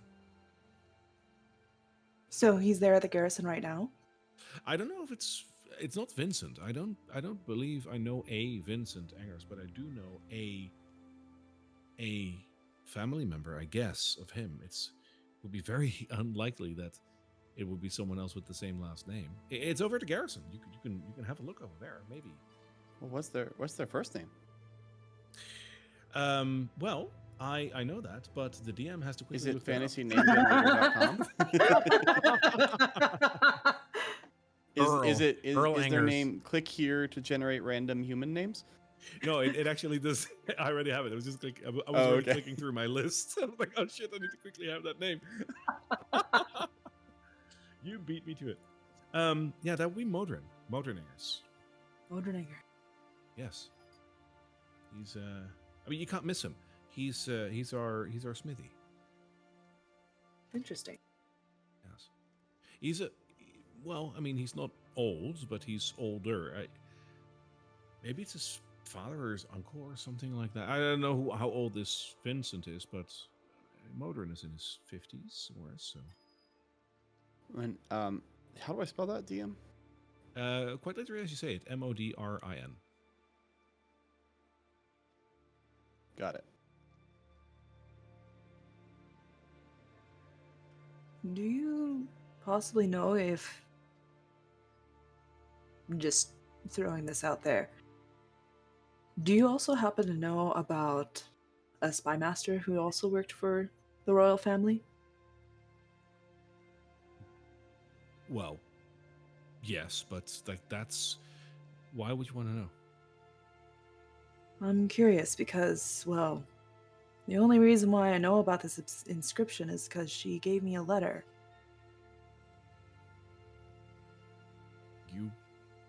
You got a letter from Lady Vasari. I did.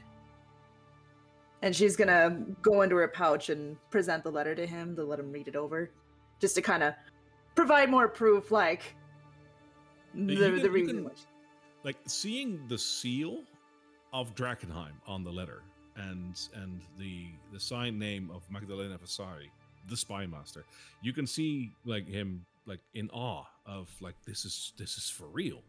Because the seal of Drakkenheim was only used by a very select few. It's the royal family, those very close to him and close to them, and a very few roles, like the steward, the spy master. Like 5 or 6 people were allowed to use the seal. This is real, and this hasn't been seen for like the last 15 years. You know, because everyone is presumed dead or presumed holed up at the castle still. Hopefully, these seals are getting out anymore. So this is real. So he looks at it and he says, this might mean one of two things. And I'm not sure which one is better. This might mean that the spy master is still alive, which is good.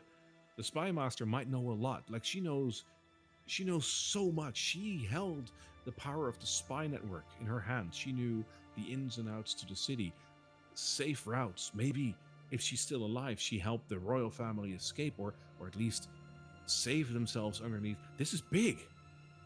If she's still alive, then there is a big chance that the royal family is still alive. That's the one thing we've been hoping for. Like Drakkenheim, we can reclaim at some point. The royal family, we need to save them. We haven't been able to get to the castle, but I know there's routes out of the castle other than the conventional front gates. If anyone would notice it's a spy master. If she's still alive, there's a chance. On the other hand, this is a seal, and, well, unless the spy master is smart enough to bring her seal with her, there's a very big chance that this seal must have been made 15 years ago. Which means that maybe she's not alive anymore. And this letter is just incredibly old. But, excuse me, if I ask this, how old are you, ma'am? I forgot how old Briar is. Hold on one second. Morgan also has to pull up her notes. How dare you say this as a It's rude to ask. I'm 27. That would render you 13 at max if she would have wrote this before the events of the meet here. 12, 13. It is possible that this is just an old letter. It's hard to tell. The letter isn't tarnished, but Hey, take a look at the letter. a lot of tarnishes in Drakkenheim. Sure. Hey. And he hands it to you. So, using my expertise, or not expertise, my proficiency in forging and other things like that, can I tell, like, based on having made documents look a certain age to be more realistic, can I tell about how old the paper and potentially even ink is based on the fading of the ink or potentially, like, weathering of the paper's edges? Smart question, and I will allow you to check that. So give me this is investigation. All right. Give me an investigation check, but make it advantage because I think it's a smart thing to do. Well, thank you. Advantage roll. I got a 17. Yes, sir. Looking at the ink and at the paper, it is hard to tell because, as you might have noticed, not a lot of things decay within Drakkenheim. If this letter has been in Drakkenheim, maybe it suffered the same effect as corpses do and whatnot, thereby not decaying as much as, conventional paper would do in about 15 years. That being said, though, the letter definitely doesn't look like it's been penned yesterday. So it is anyone's guess if it's written 15 years ago, 5 years ago, somewheres.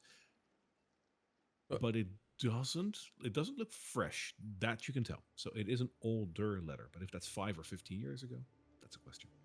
Brian, question: was this letter in a sealed envelope when you got it? It was actually. Yeah, it was rolled up with the seal on it. Okay. Do you remember the envelope being? The letter was rolled up with a seal on it. Okay. Mm-hmm. So along the edges and stuff, this was given to her by River. If I don't. And the seal was still intact when Briar got it. Okay. Okay. Well, we've already asked River about where she got it, and she said it was given to her by. What did she say, bro? I forget. I wasn't really paying attention. She's boring.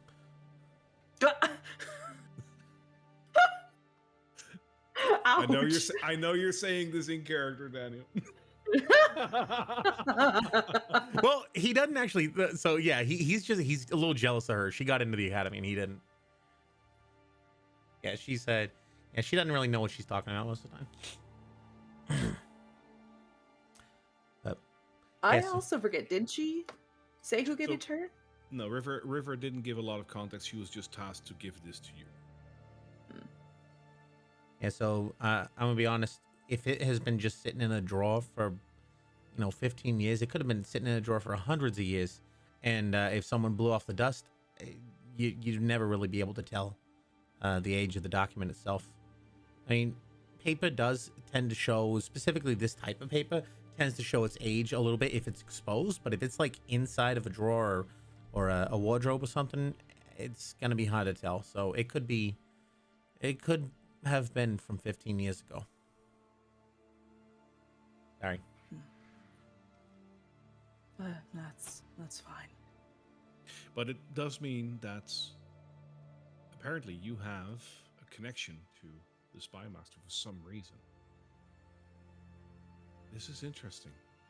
Again, if you are going into the city, if you are going to visit our garrison, please ask if you can have a meeting with the Lord Commander and present him this letter. I am sure that he is interested in this. This is a big lead, and it might be something big if this letter has been penned relatively recently. If the spy master is still alive, we need to put people towards finding her. I'll go ahead and make my way there. Maybe I'll be able to find some more answers. Yeah, we got a couple of reasons to head that way. Thank you. Thank you. Is there anything else I can help you with? I think that you've answered all my questions so far. Good. I'll see to the training of these men. I'm probably going to head up to the garrison in a couple of days myself, so if I don't catch you here, I hope to see you there. We'll see you soon. All right. Bye-bye for now.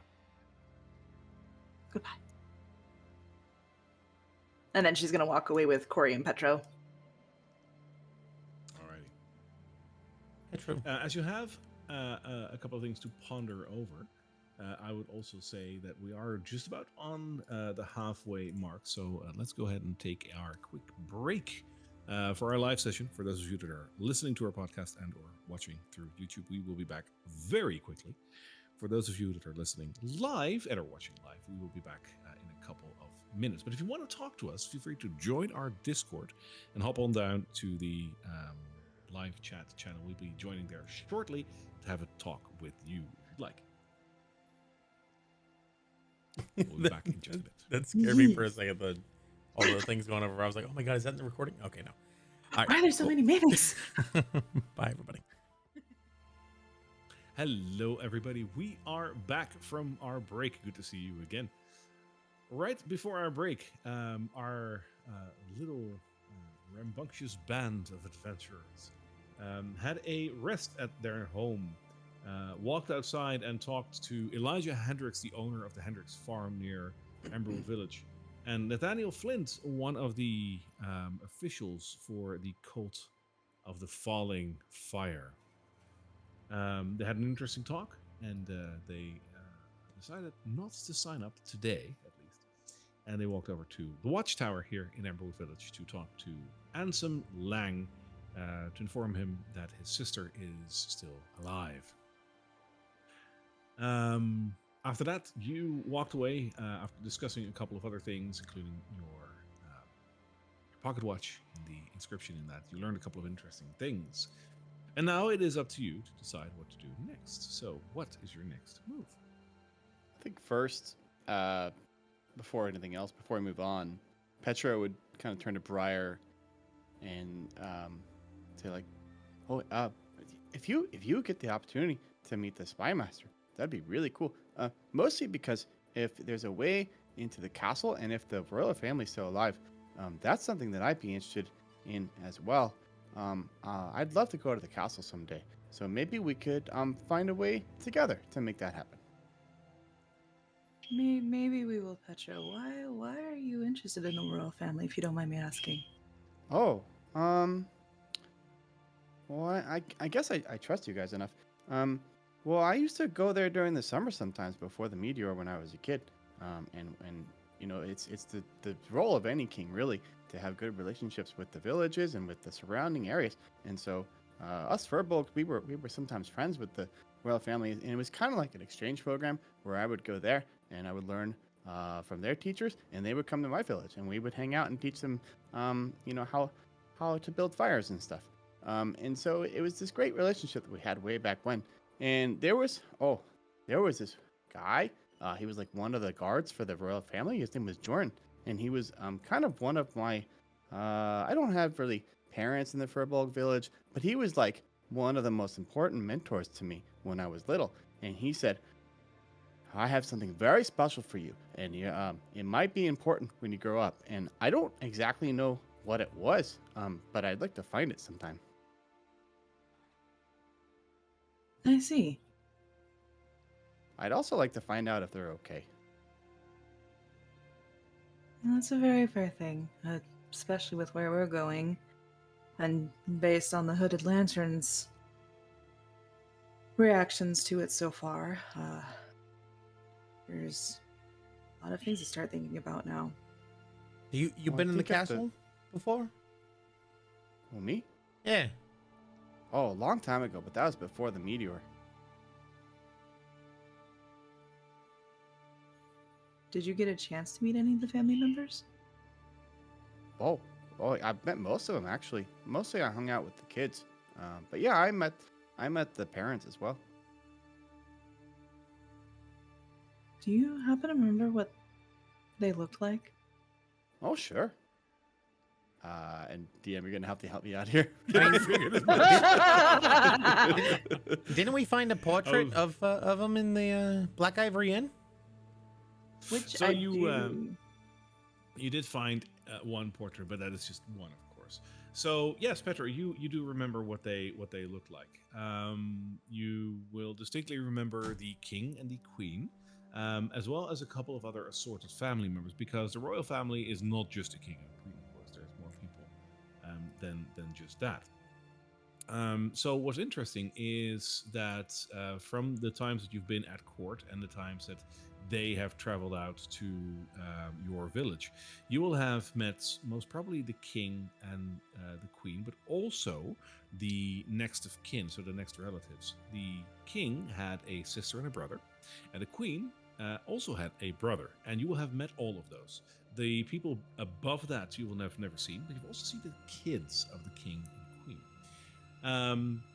What you remember is that the king's side of the family, the men were very manly men, big beards, big mustaches. The king obviously wore like regal outfit with a crown and whatnot, where his brother looked almost like an identical copy of him, just his hair was slightly lighter, and he had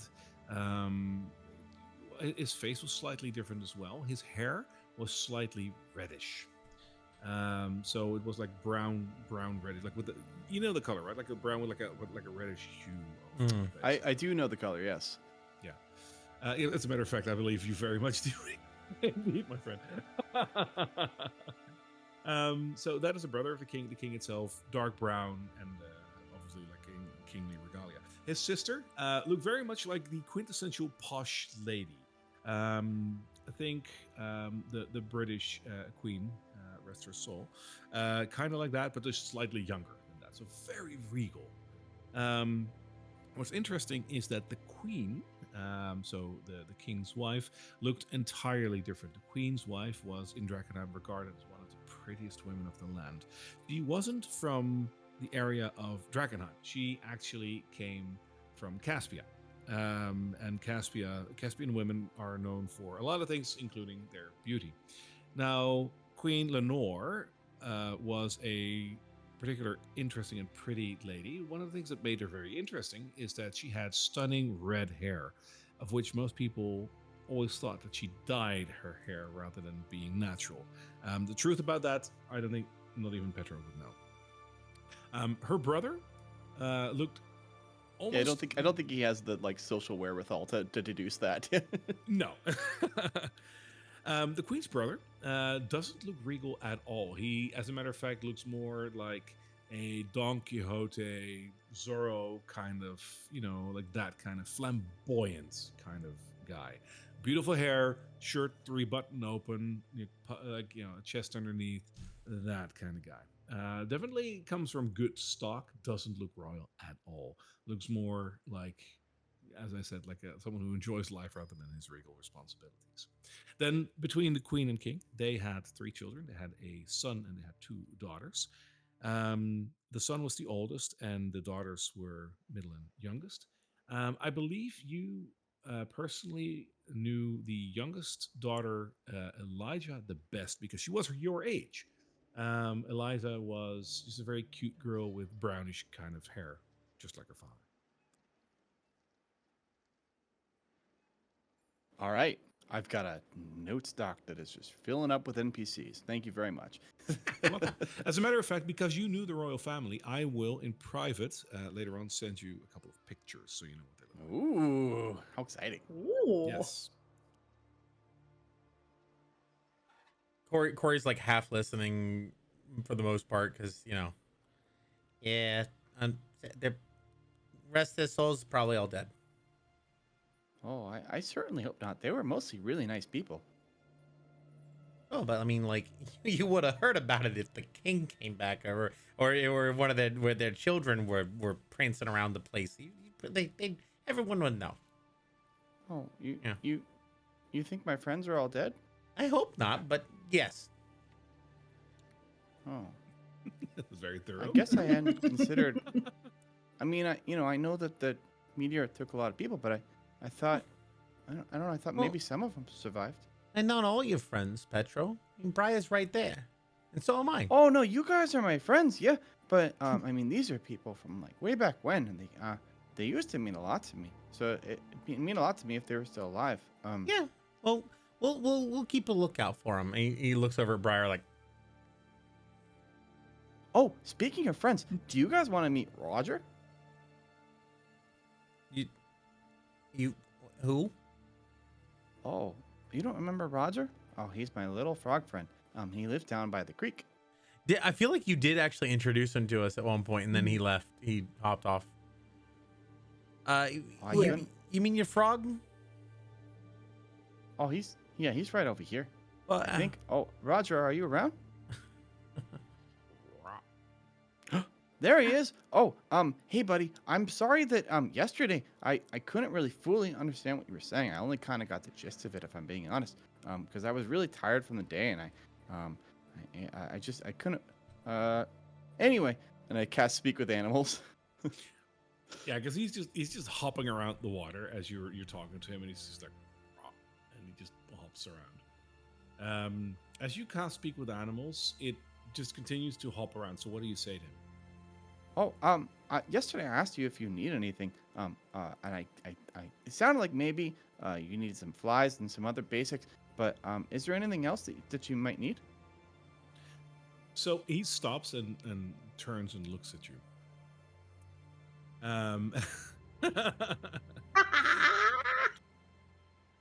I had to give a shout out. One of our viewers. Are you feeling okay? One of our viewers, Cholbab, has bought a pin that looks like this. She's coming over to where I live soon, and she's bringing this pin along. Like, hey, you need this, and I loved it so much. I said, let's bring it into the game. This is now canon. This is what Roger looks like.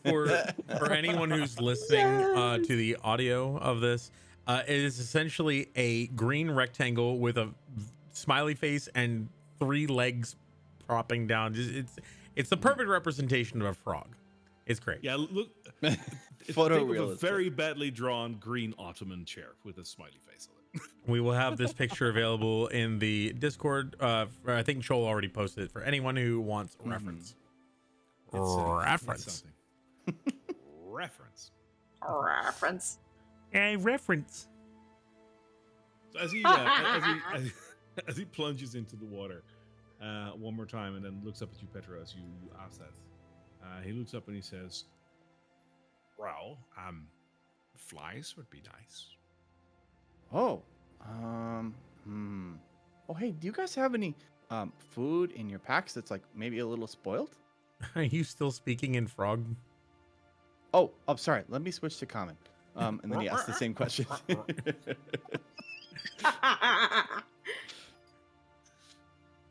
I mean, I think I actually may have left out some things in the shop. I'll go get them. And I left out some snacks on the I never put them away. I clean up is sometimes hard. Actually, Norbert, could you go get the apple and the other things? They're probably rotted by now.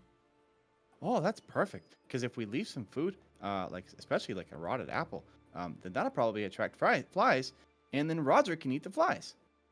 So Roger will see Norbert like running back and forth and look at you, and he's gonna be like, "Rot." He's very metal. Oh, he's flying very metal. too. He's actually fully metal. And so imagine if you came from the earth where all the metal and rocks are, but you were still a frog. You know how you used to be a tadpole? It's kind of like that, but he used to be metal in the ground. So Roger will lift his front like paw with like little fingers and just basically like make like that like V shape with his pinky and his index finger, be like very metal. Not like the music, but good idea. You more or less get the idea, yeah. I'm just imagining just Petra going. Rah, rah, rah, rah, rah, rah, rah, rah, rah, rah.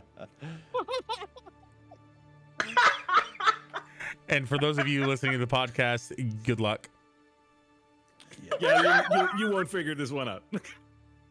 Come and watch us. You will if you watch the YouTube video. Petra, you're killing me. I love it. So when he brings the apples back, I just kind of set them by the creek side.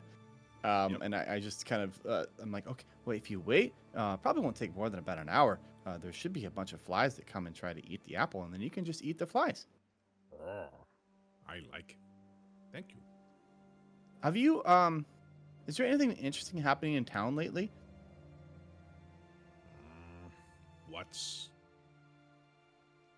What's interesting to you?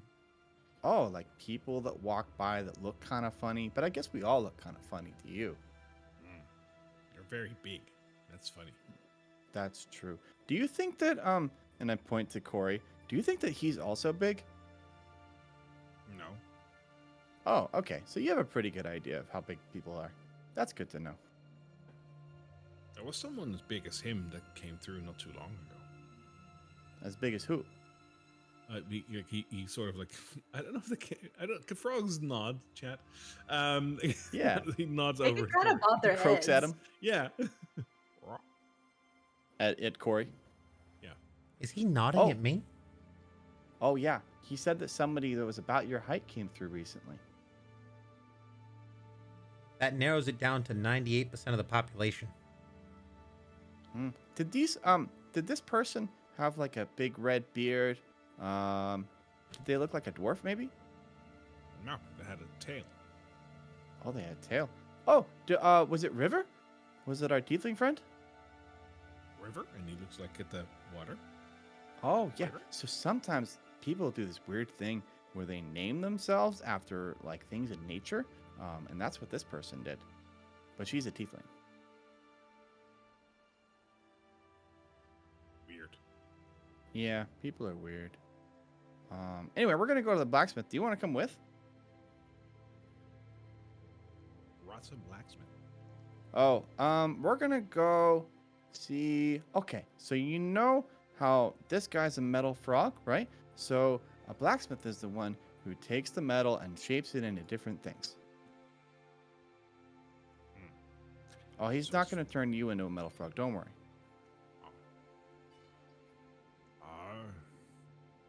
Sure. Okay then. And I kind of kneel down for him to jump onto my back if he wants to. He will. He will join you on your shoulder. Yes. Okay, guys. We're gonna go on a little field trip.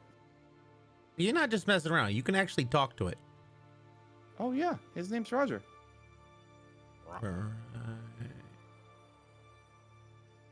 I will, as a matter of fact, give you permission to move him around. Yes. Because why not? Petra, you are now the proud owner of Roger L. Froggington III. Yes. Awesome. I do want to say, like, during most of the conversations that's been happening since the talk with the hooded lanterns, Briar just seems a little bit more distracted than normal. Makes sense between the promise of a spy master and him talking to a frog. Like, what else can you do, right? Yep. It's not easy being a tiny creature. You met my cousin. All right. So Thanks, as you come up on the blacksmith, you will actually see a place that looks rather neat. I don't know if I showed you this picture before, but in case I haven't, allow me. This is what the Oh, cool. blacksmith looks like. It's actually pretty. It's a nice, well-kept building where you see a lot of tools and weapons hanging about. This blacksmith is just busy all the time. And even now, as you approach the smith, you can hear the telltale clink sounds of metal hitting metal as none other than Tobias Crow, the owner and proprietor of Crow and Sons, is currently hammering away at some metal. As you approach, he will briefly stop, look over, and just wipe away some of the grime underneath his goggles. And he will give you a faint smile and say, welcome to Crow and Sons. Can I help you with anything? I got some fine weapons, tools if you'd need them. Oh, pleased to meet you, Crow-san. I actually had a question. And Petro reaches into his pack and just brings out this giant hunk of metal and plops it onto the table. Oh, Hey there, Tobias. How you doing? Corey. What's this? What do you think it is?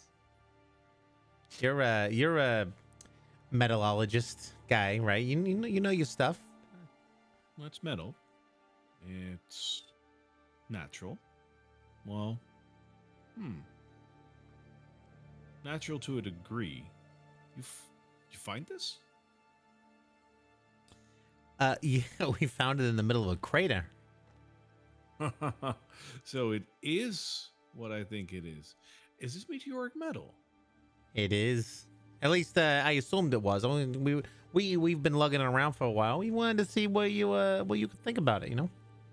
Kind of heavy, to be honest. He puts one of his like thick leather gloves on that he also uses to push things into the forge, right?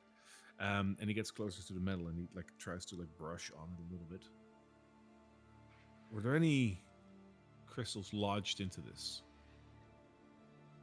There were a couple. We've extracted those. Those, they can be dangerous. So you got to be careful with those kinds of things.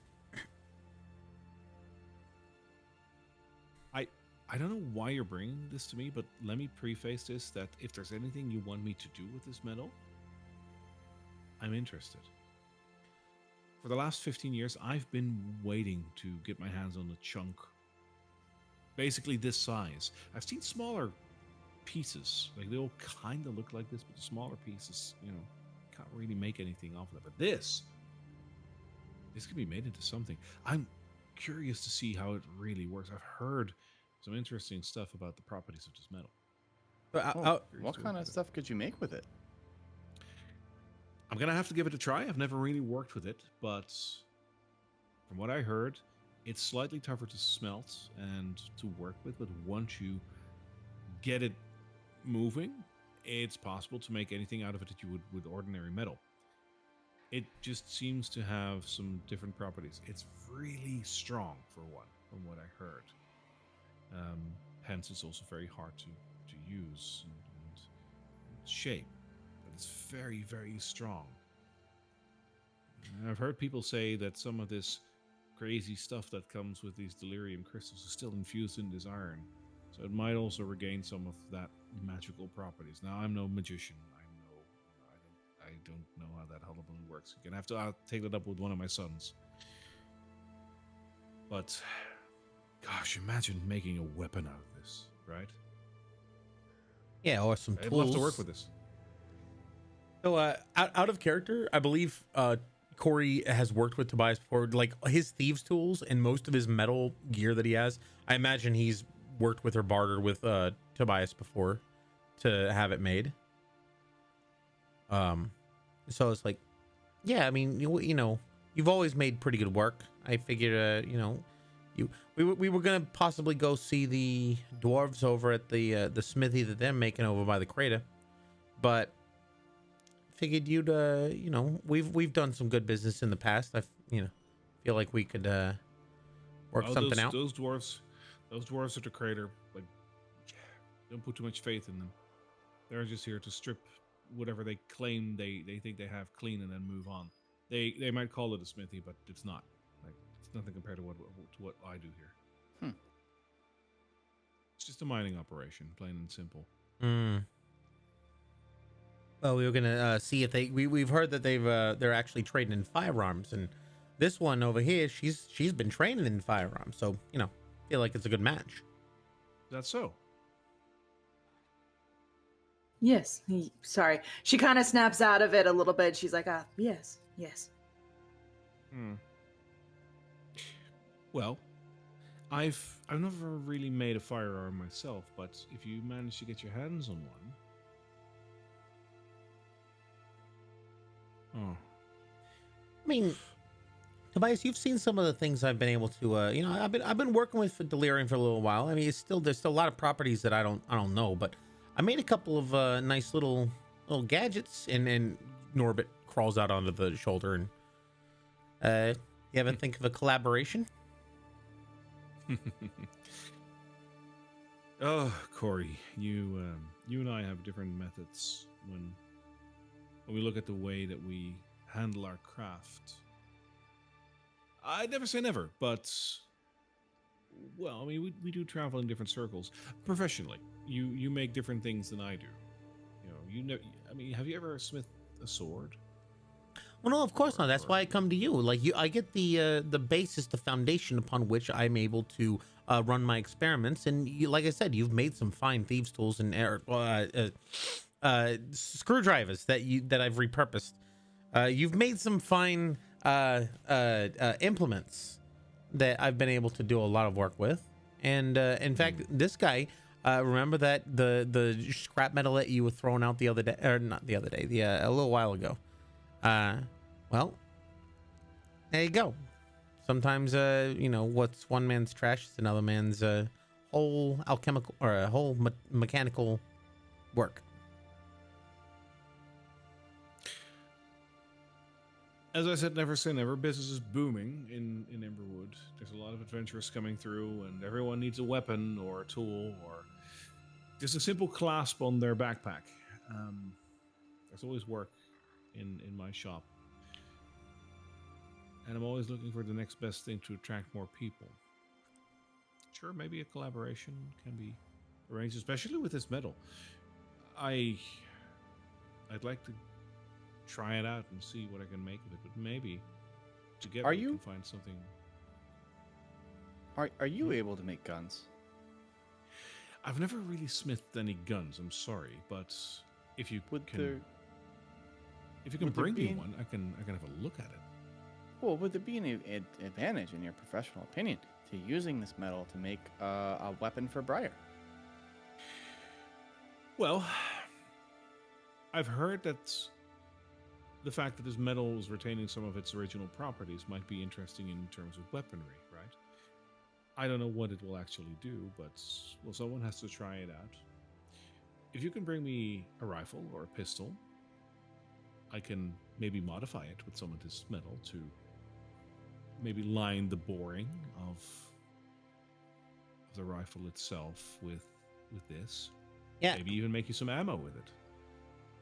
That's a good point. I was thinking if we brought you like a rifle or something, anything with a barrel on it, you might be able to, like not necessarily with the firing mechanism, but who knows? Maybe you could sub out the barrel with something from this. I can try. Now, It helps if I have a template, though. So if you bring me a weapon, I can have a look at it and possibly modify it. Yes, that would be possible. Beyond that, swords, spears, armor, knives, like potentially. It'll be difficult, but I can try. What kind of armor are you looking at? I've never tried to make any chain mail out of raw iron, so that's going to be difficult. Plate armor is going to be easier, but I'm not sure if this is enough for a full set. Alrighty. So, how much do you think? Like, if we were trying to, the big guy over there, he's got some good armor, but I'm gonna tell you, it is really hard sneaking around the city. There's a lot of dangerous things in there. Sometimes you don't want to fight everything, so you got to try to be a little on the sneaky side. Have you heard him when he moves? Yeah. I heard you when you were coming to my shop. I can tell your armor wasn't made by me. It's probably very serviceable, but you got that during your training, didn't you? Oh, it's actually hand-me-down armor. Yeah. Yes, I can Oh, tell. and this helmet's actually a very fine helmet. I got it from. Oh well, actually it didn't work so well for him, but it's been working great for me. You do realize there's an arrow sticking out of it, don't you? Oh yeah, I left it in. It's just sort of like in remembrance of him. Oh. What was his name, Petro? I don't remember. Well, Jed doesn't remember. Huntucular one of our the shorts. Puculizer. It was Hulkular yeah. the Pulverizer. Yeah. Hulkular the Pulverizer. Oh, his name was Joe. There's a surprising lack of people with that simple name around Drakkenheim. That is surprising. Yeah, it's a very exotic name, so here. Joe, interesting. It rhymes with slow, and unfortunately, that's what he was when it comes to dodging arrows. Yeah, I imagine if he got an arrow to his head. He used to be an adventurer like us until he took an arrow to the face. Yeah, that'll do it. Anyway, so I was thinking, if we were to set aside enough material for, say, a barrel or a gun barrel or something like that, if we're going to be working on that, how much more would you think you would need in order to, fashion? Because I imagine his armor is a little bit bigger than the average size. Yeah. Modifying weapon for all of you, I'd be willing to do one or two for free to just get my hands on trying this out. This will be the first time using any sort of meteoric iron of this size, so I'd be very happy to do so, and I won't charge you anything for that. Beyond that, anything bigger, yeah, it will require some monetary costs. And if you want a full set of plate armor for this guy over here, we're probably talking 4 big ones. Oh, that's a lot of metal. So, also interesting. What that thing you're carrying there, Petro? You said it's a hammer. It looks like a tree trunk with a rock on it. Oh, that's exactly what it is. So, about how big is that rock? The rock is. He picks up this ball and next just to the other holds the thing. rock, and he's like, "The rock is this big." Yeah, like half a Cory. So next to the other piece of metal, Well, what would be the possibility of? Is this rock of any special significance to you, Petro? I mean, it's the one that I found, so in that sense. But otherwise, no, it's just a rock. So if you were to replace it with a piece of, an ingot, say. Oh, we could just jam it in there. Is that simple? With the meteoric iron that you found, which is smaller than that rock, That's a good if point. I'm going to melt it down, I'm going to have even less. Like there's some purity issues and whatnot because it is meteoric iron. I don't think you're going to get back that amount. You'd have to bring me more than that. But I can create an infusion. I can create some filigree, maybe something that you can wrap around it. That would be a possibility. I have to experiment with it. For replacing part of a gun or something, or like the head of a hammer or the hilt of a sword, like that's a lot easier. Well, I think I could. Maybe we should start there then. Yeah, and I could whip up some if I had enough. I think I might be able to. I gotta look into it, but I might be able to render some delirium dust into some wiring, and maybe you can use that, because as much as I'd like to say I could do it myself, honestly, you're probably the best when it comes to making the filigree and anything like this. So if I were to give you the material, you think you could actually, get it in there? Like, Given the option to try, I'm willing to give it a try. No promises. I'll do my very best. I'm skilled at my craft, but I've also never worked with this material. I can try. Whatever comes out of it is yours. if you got, honestly, I've done a lot of business with Tobias. I can vouch for him. I don't think there's any problem with leaving this with him, because he can learn about it. He can do some studies. I don't have a problem with that. If Corey trusts you, then I trust you. And I think we have a deal. I would love to work with you guys. It's also very heavy to carry around.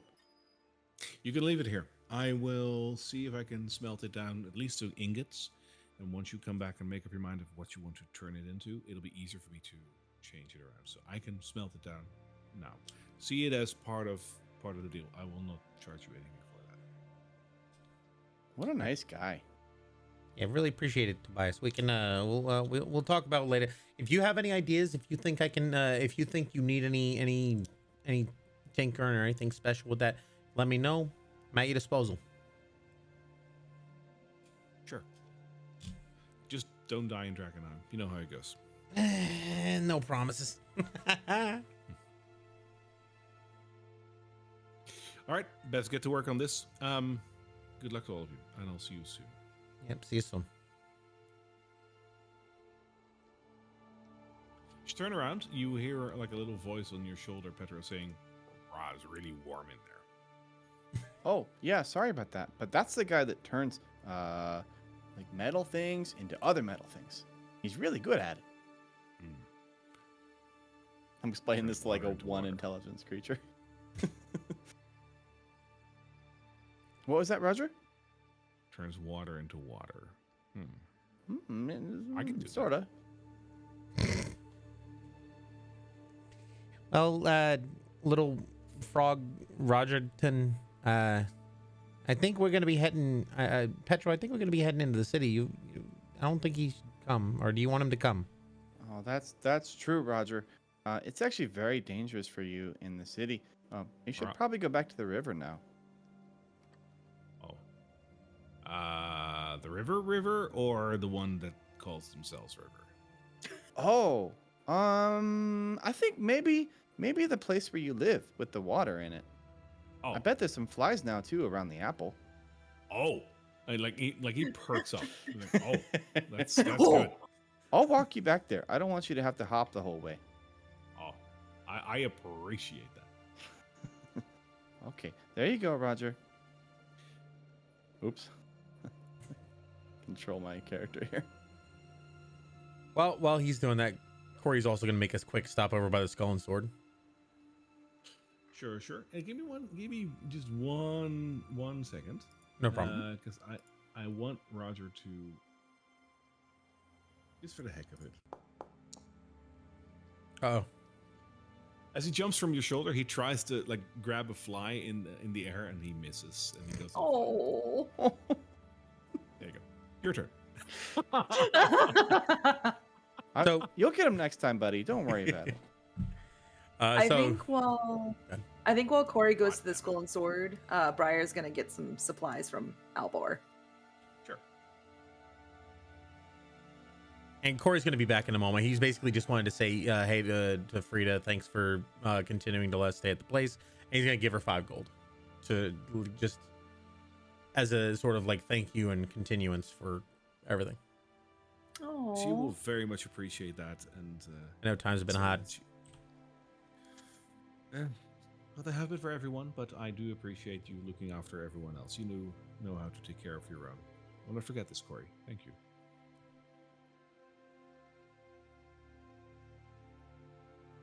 As for you, Briar, you arrive at the caravan court in Emberwood Village, the place where everything can be sold and bought for the right price.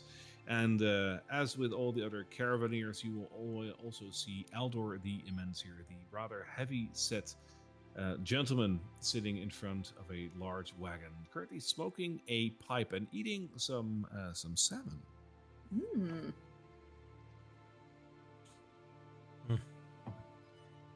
Hello, Aldor. Well, hello. How are you doing? Briar. Briar, yes. Could be better. Looking Have been spiffy. Well, going in and out of Drakkenheim can do that for you. Well, going in and out of Drakkenheim could do a lot for you, but it seems it's treating you kind. How can I help you? What supplies do you have in for today? No, what don't I have? What are you looking for? Any possible healing potions by chance that you have in stock? He closes his eyes for a second. I have 2 healing potions. The rest are on back order. And I had some healing ointments. Unfortunately, someone else beat you to it. It'll come back, though. All right. How much do you want for those 2 healing potions? Now, I suppose you're not going to haggle for that, are you? I always dislike haggling. Just want to make sure that you're not asking for a discount. People always do that. Oh, depending on how much they're charged for, I will stay within the price.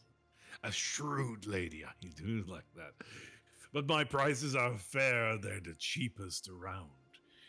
Luckily for you, I'm virtually willing to give it away for only 100 gold. I will definitely agree with that. Oh, wow. 100 gold for 2? Each. Oh. Oh. Let's go ahead and just do 1 for now. So 50 gold. Your friend is funny, and you have enough money for 100 gold. You can get one. That I will do. And I will go ahead and hand him 100 gold and for the 1 healing potion. He will weigh the little pouch that you give him, and again, you'll see him closing his eyes for a second. 100. Wonderful. Here's your potion. And he reaches behind him in the caravan standing there. And you hear like a little rummaging until all of a sudden you hear the sound of glass, and he'll pull the exact right potion out and gives it to you. Here you go. Thank you, Aldor. You're very welcome. Now, anything else? I got some really good food, some drink, magic items, scrolls. Oh, tell me Maybe about just what a kind bit of of food you rope. have. Oh, I got 2 of my personal favorites today. I got salmon, freshly caught from the shores of Illyria. Wow. Quickly brought over here, so it's still relatively fresh.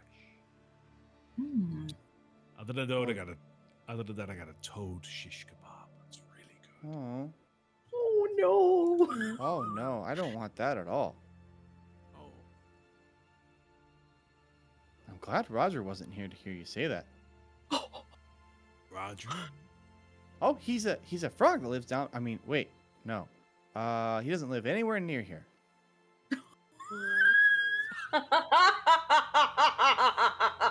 I see what you did there.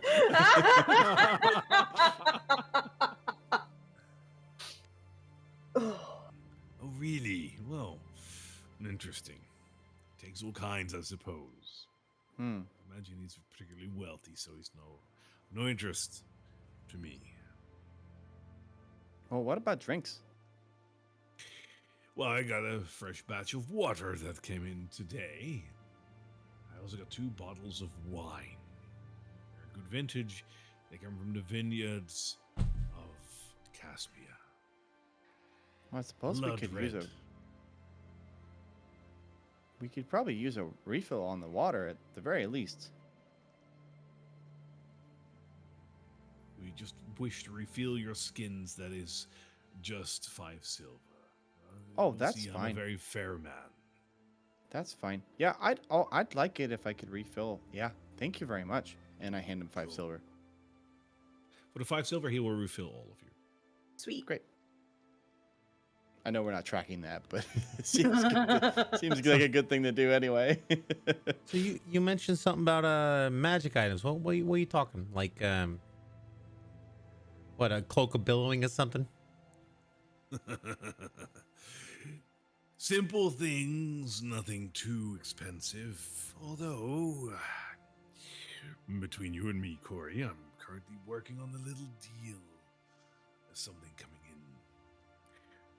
soon that I might be able to show you, but for now, the things that I have are marvelous in their own right, just a little simple.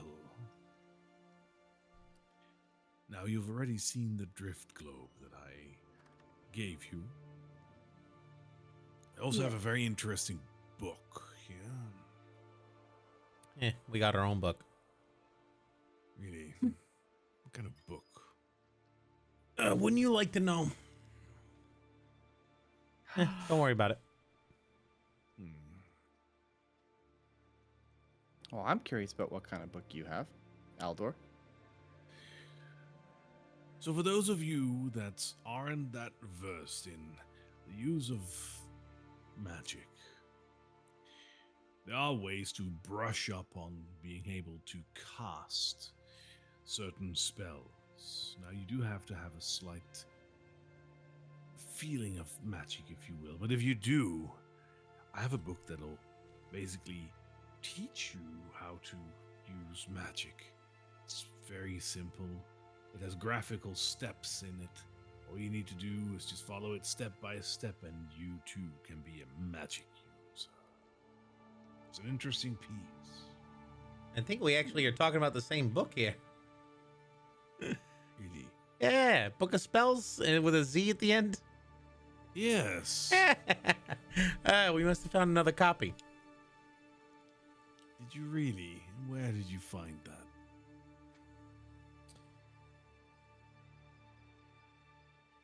Wait, didn't we buy it from you? Wait, yeah, I don't remember. Yeah, we did. You totally did. Oh, yeah, we tried it. It didn't work very well. Nah, it's malfunctioning. Actually, now that you bring it up, could we get a refund on that? Unfortunately, refunds are not part of my business acumen. But you're welcome to trade it for something else. So you- Of course, at a discount value. You sold us a book that is just a cheap copy? Not a copy, it's an original work. Then there's two of them. You have another one. So there's two original works. Doesn't do anything with the originality of it. Yeah, Are there there's 3 original works?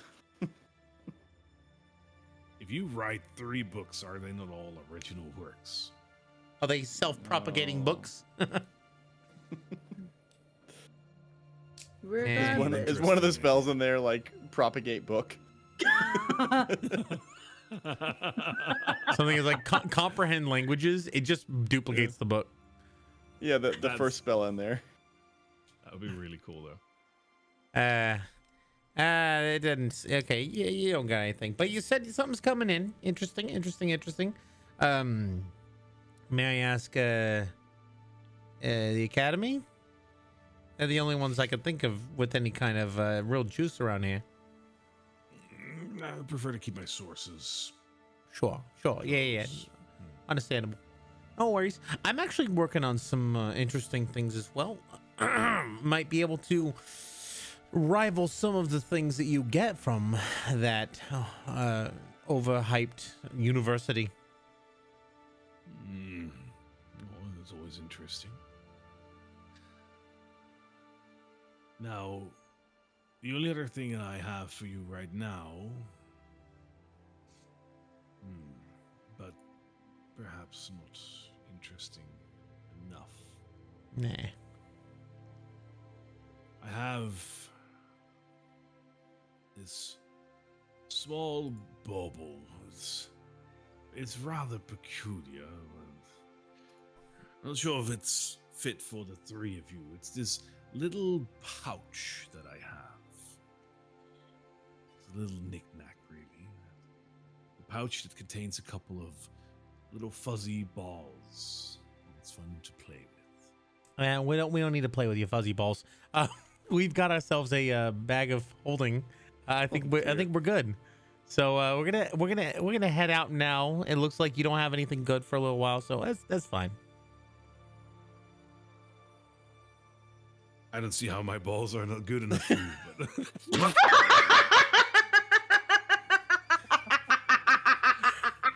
I don't even know what to say to any of this.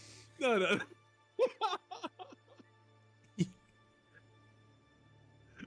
I'm not gonna continue that. So there's some other vendors here as well, right? You're gonna hate when I tell you that it's actually called a rust-colored bag of tricks. Oh, I know what it was. I know what it was. Yeah, we're not going to be spending our money on tricks. I can do tricks. If you will, it's fine. As for you, Petra, what you asked, there are other vendors over here as well. The ones that you can see on your screen right now. There is an older gentleman with an eye patch who seems to be having a couple of crates of delirium next to him, so that must be his main trade.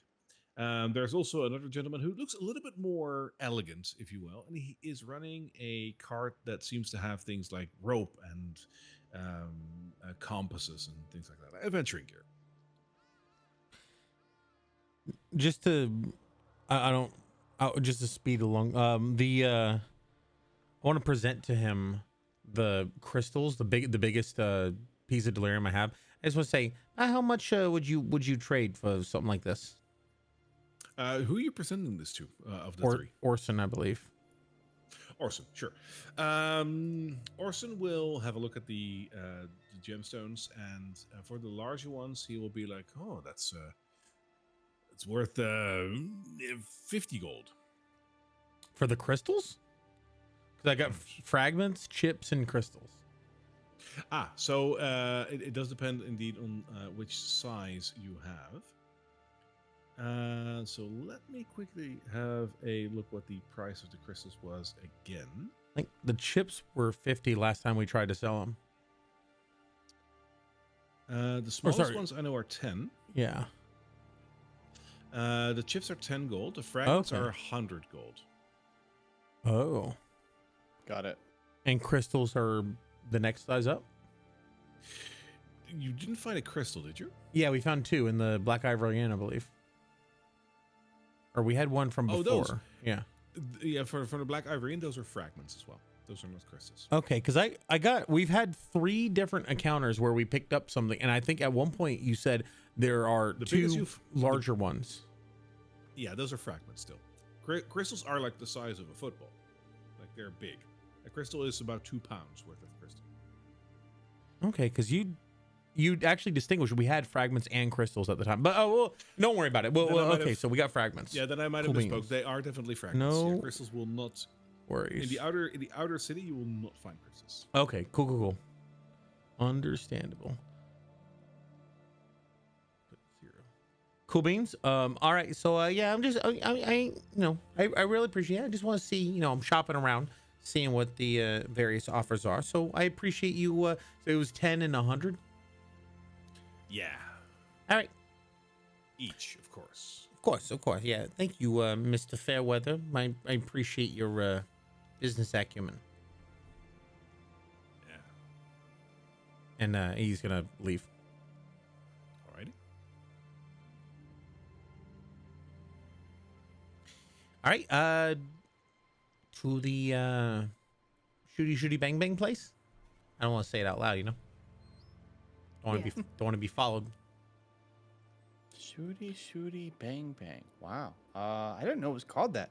What language is that? That's a very strange name. It's a technical term. It's Song actually out of that. it's actually Elvish. Tootie bang bang. Whoa. It's Elvish. It's the technical word for it. Oh. I learn something new every day. I bet you do. All right. So you guys are currently roughly over here towards Ember Village, of course. If you are willing to take the trip towards the smithy, I should probably also show that on your little legend. So let me open it up for you. Where is it? There we are. Because the smithy is number, what was it again? 19. The smithy itself is indeed located very close to the meteor.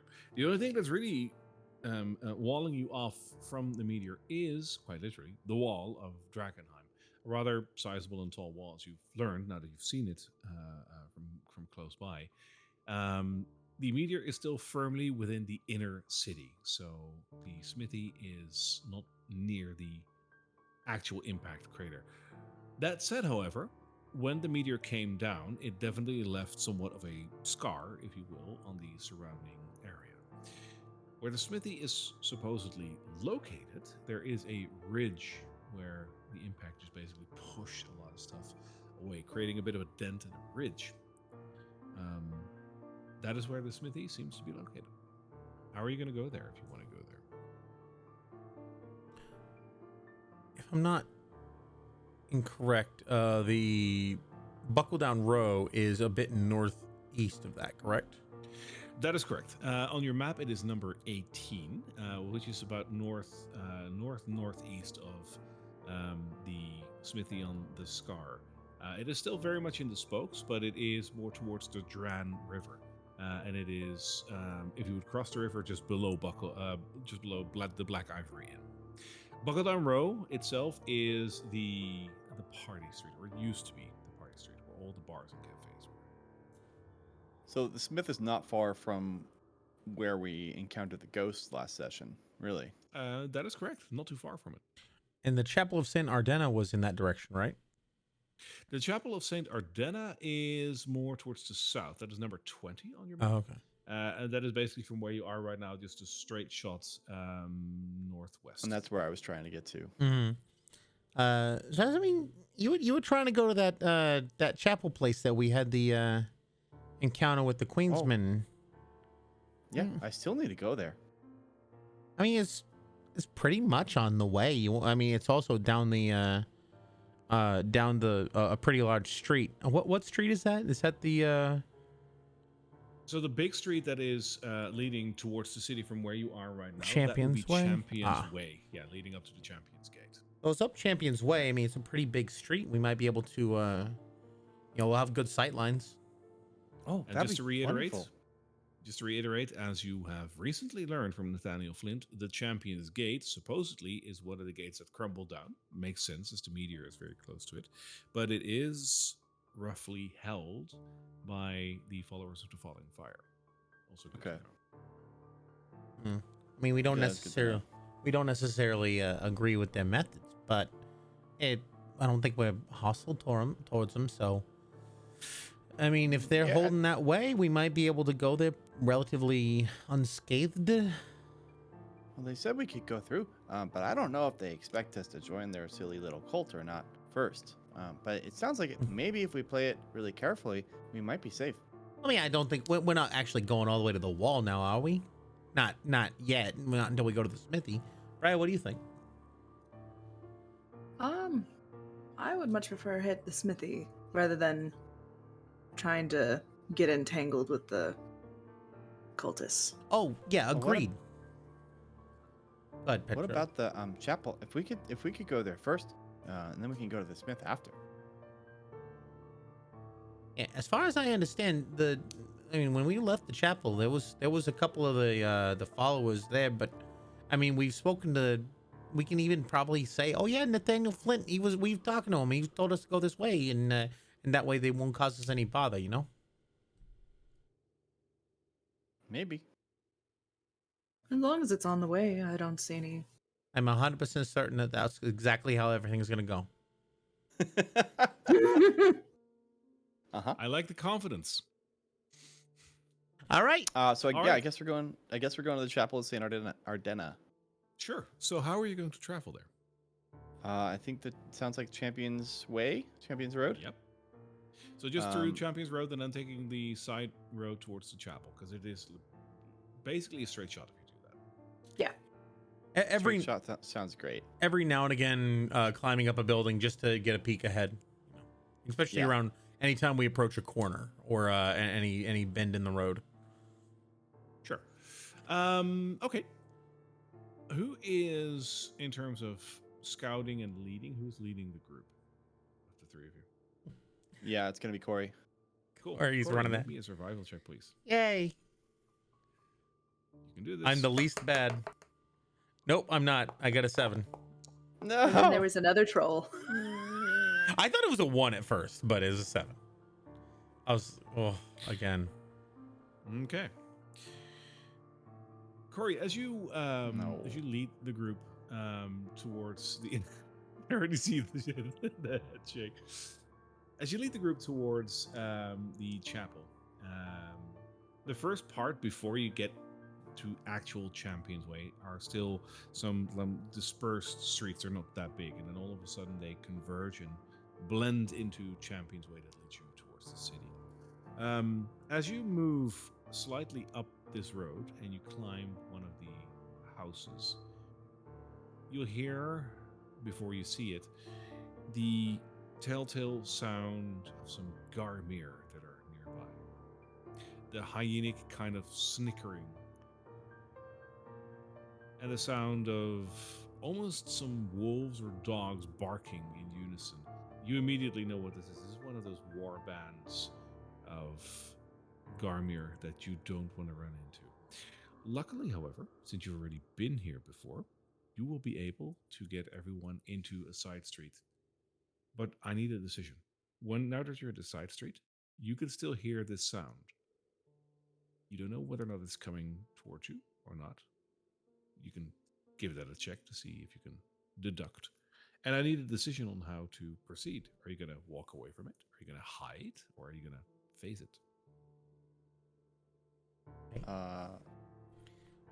Sounds like we got some of those wolf people up ahead.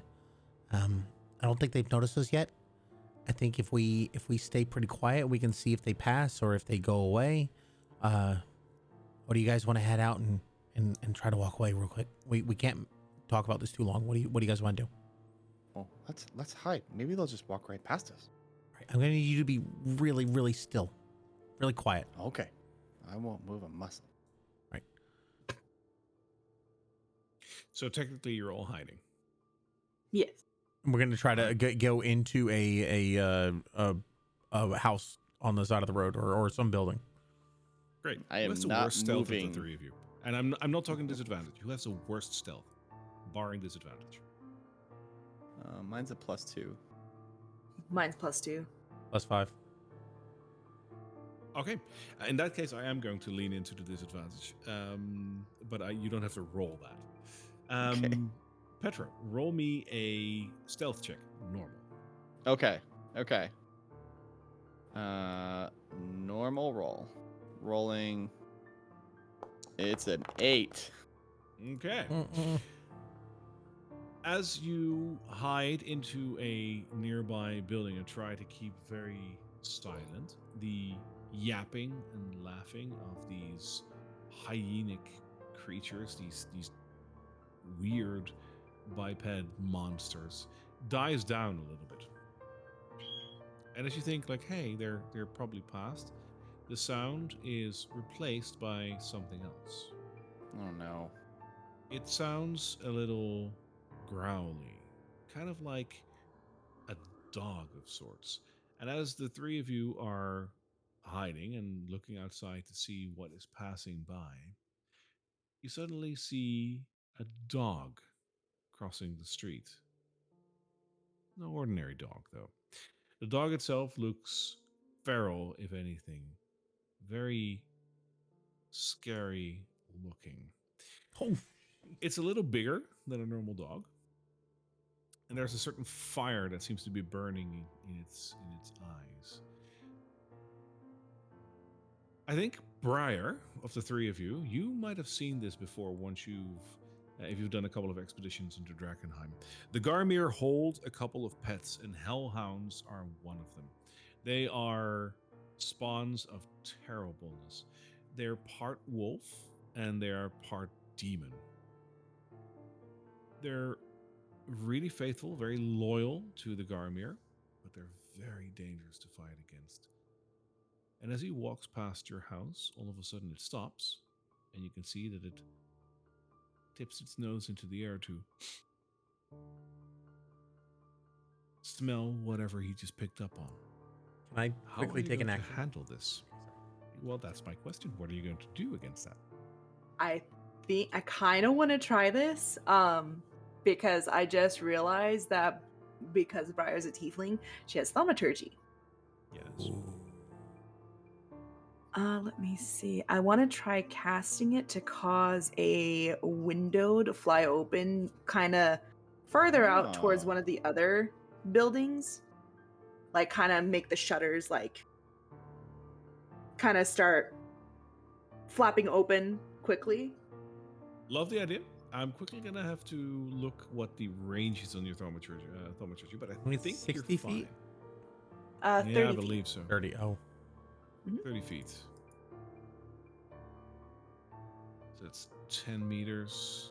Sorry, European. I need to convert that to make see if it makes sense in my mind. 10 meters narrow street. Yeah, you could do that. Sure. So what do you do? So, upon seeing that the Hellhound is kind of catching it on their scent, Briar is going to look towards one of the other buildings that's a pretty good distance away. And at one point, her eyes just kind of glow for a minute. And she's going to cast Thaumaturgy. And while she's doing that, she's kind of manipulating the blinds to kind of get a hang of it. And then they're going to swing open for 1 second. And then they're going to close suddenly the next. All right. Now, I know this is an unconventional ruling here, but I want you to make me a deception check Deception check. Okay. to see if this works. Okay. Nice. And normal roll, right? Yes. Okay. 20? Ooh, Nice. nice. Nice. So the shutter flies open as if something deliberately pushed that from the inside of the house. Like it is with such a force that you can see and hear this happening. So loud, in fact, that the shutter itself crashes against the drywall over there and just breaks off of its hinges a little bit. It's loud. And the Hellhound immediately looks over there and just waddles over to see what's happening. If there is a moment to escape this situation, it would be now. Do you seize that opportunity? Yes. As It soon is as still the out there. Hellhound. Its back is turned to you, but it is still there. I'd like to Maybe sneak it's time to away. get away. As Okay. they're walking, I'd like to use an action to pull out one of my ball bearings and basically do the mechanical thing, make it smell like faintly rotted meat, and throw it into the corner of the room that we're leaving away from. Yes. So essentially, if it hears us, I'm trying to give it a reason to go that way instead of follow us. Okay. So you're gonna have to chuck that ball away, right? Yeah, it's only like I think a 5 to 10 foot radius of smell, but yeah, I'm basically just chucking it into the corner. Cool. I'm gonna allow one more check for that. If that check is fine, you're gonna clear this. Make me an acrobatics check. Okay. See how dexterous you throw this. I got a natural 20 for a 25. Oh my there god! you go. There's a pillow in the corner and it lands perfectly on that. Wow. Yeah. And the Hellhound immediately picks up on the smell and gets distracted even further. You are clear. With that, you will proceed towards the chapel, and you will be able to reach that unscathed and unharmed. High five. Nice one. Let me pull up the map. Other side. Yes. Nailed it. As you approach the chapel, it basically looks the same as when you left it, except for the fact that it sounds a lot quieter than when you left it last time. It doesn't seem like anyone's around. Without even hesitating, I just like head inside. What's your plan? Oh, he's going. There he goes. And he's gone. What you up to, Petro? You following him? Oh, well, those guys in the basement, they haven't. I gave them an IOU, so I've got to go resolve that IOU. Well, what are you giving him, Petro? Oh, I've got a few delirium chips that I picked up. So. Didn't you also pick up like a random gemstones at one point? We picked up 2 opals, of which Petro can have one of them. Oh, would you rather I give them opals instead of delirium chips? I I kind of want to keep one of the opals. I think I can make something powdered opal, but you can. I'll trade you an opal for a delirium chip. Well, let me get down there and see what they need. Also, DM, I can't seem to control my character. I noticed. Are you think using Somehow Are you off using the your ground. It says are I'm you 5 using feet in your- the air. Wait. I don't know what I did.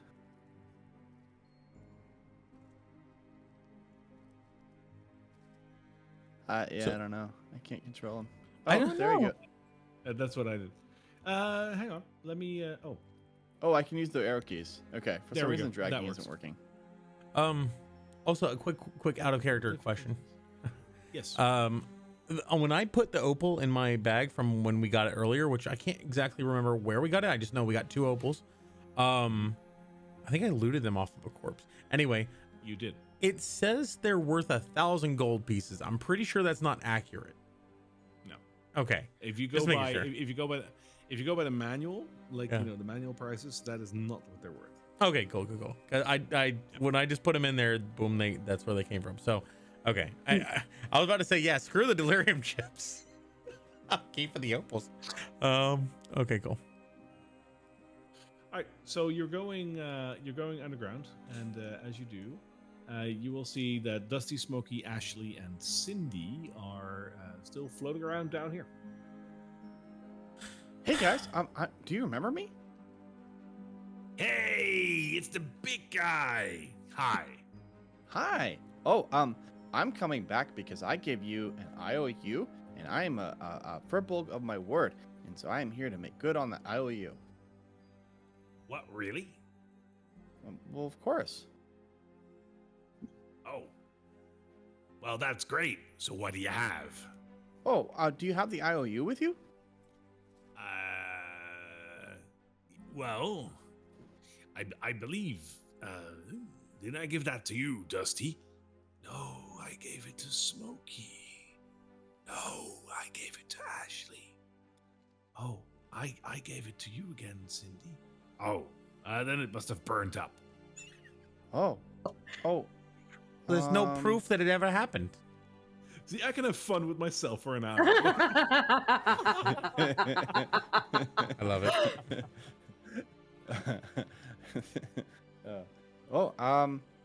If you don't have the IOU, then I mean, I don't think that I owe you anything. Unfortunately for you, you should be more careful with things that are given to you. Hey, but you made a promise. And that promise was in the form of a note that I gave you. Oh, hey, I'll tell you what. How about I give you 1 crystal, and then we'll call it even. Do you even remember how many I owe you? Yeah, you. How many did you owe us, Dusty? It was about 3, right, Smokey? No, it was 5. Right, Ash? No, it was 3. Okay, Yeah, so no, here's it's maximum of what? Less than 10. That's correct. It is less than 10, and I'm gonna give you 1. And I like put on some gloves and reach into my pack to pull out like a little delirium chip, and then I hand it to Cindy, who's the closest one. Hey, but like, hey guys, look, it's that purple stuff that we were sent out to find in the first place. Look, Oh, this is the stuff, right? Master Manello asked for this, isn't it? Yes, Delirium. oh, I don't think you mentioned your master last time I was here. What are they like? Huh? Oh, your master. Oh. What are they like?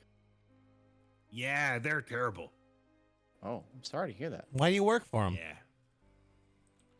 Well, they created us, so that's kind of a have to thing. They sent us over to inspect this place and find any delirium, and well, we couldn't find any. But hey, this is tangible results. Now we can go back. So, question: what happens when you go back? Well, we give we give the results, and then we get guess. I Are- don't know. are you we sure? haven't been back yet. Are you sure they don't just dispel you and make you not be anymore?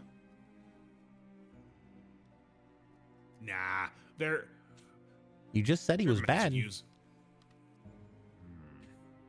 But they're good people. I think. I've seen these types all the time. They summon something to do their bidding, and then as soon as the bidding is done, they get rid of them. They don't need them anymore. You guys are here in the chapel's basement, and as long as you don't find your delirium, you don't have to get dispelled. Persuasion check. Oh. If I can find it, there it is. I say this natural one. eyeing the delirium heavily. No, just kidding. Yeah, I got a natural 1 for a 5. I rolled a 5. Wait a second, kitty cat. You just want to keep it for yourself. You want us to stay here, and then you want to go to our masters and be like, hey, they found delirium, and they're not bringing it home. I was And gonna. then they're gonna come here, and they're gonna kill us. They're gonna put a bucket of water over me. Oh, that'd be awful. That sounds terrible. You guys should flee. Yeah, if they put a bucket of water over me, I'd become as ugly as Smokey. Hey. That was actually pretty good. Smokey, are you gonna take that from Ashley? Or Cindy? What else am I gonna do? Cindy's on fire. What else should I do? I mean, you're made of wind, right? Can you burn wind?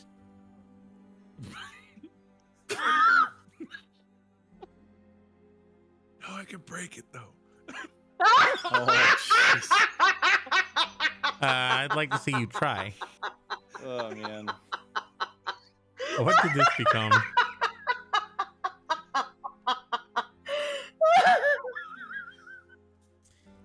Oh, jeez. Yeah, so here's the thing. I don't want the delirium. You guys got that. You earned it fair and square. This guy probably, he probably wouldn't be too happy with me if I took it from you. So you guys earned it. It's yours. I'm just saying, if you guys stay here and you enjoy your gems that you've collected or whatever, then you stick around. If you go and give it to that Manila person, they're not going to be too, they're not going to keep you around. I'm going to be honest with you.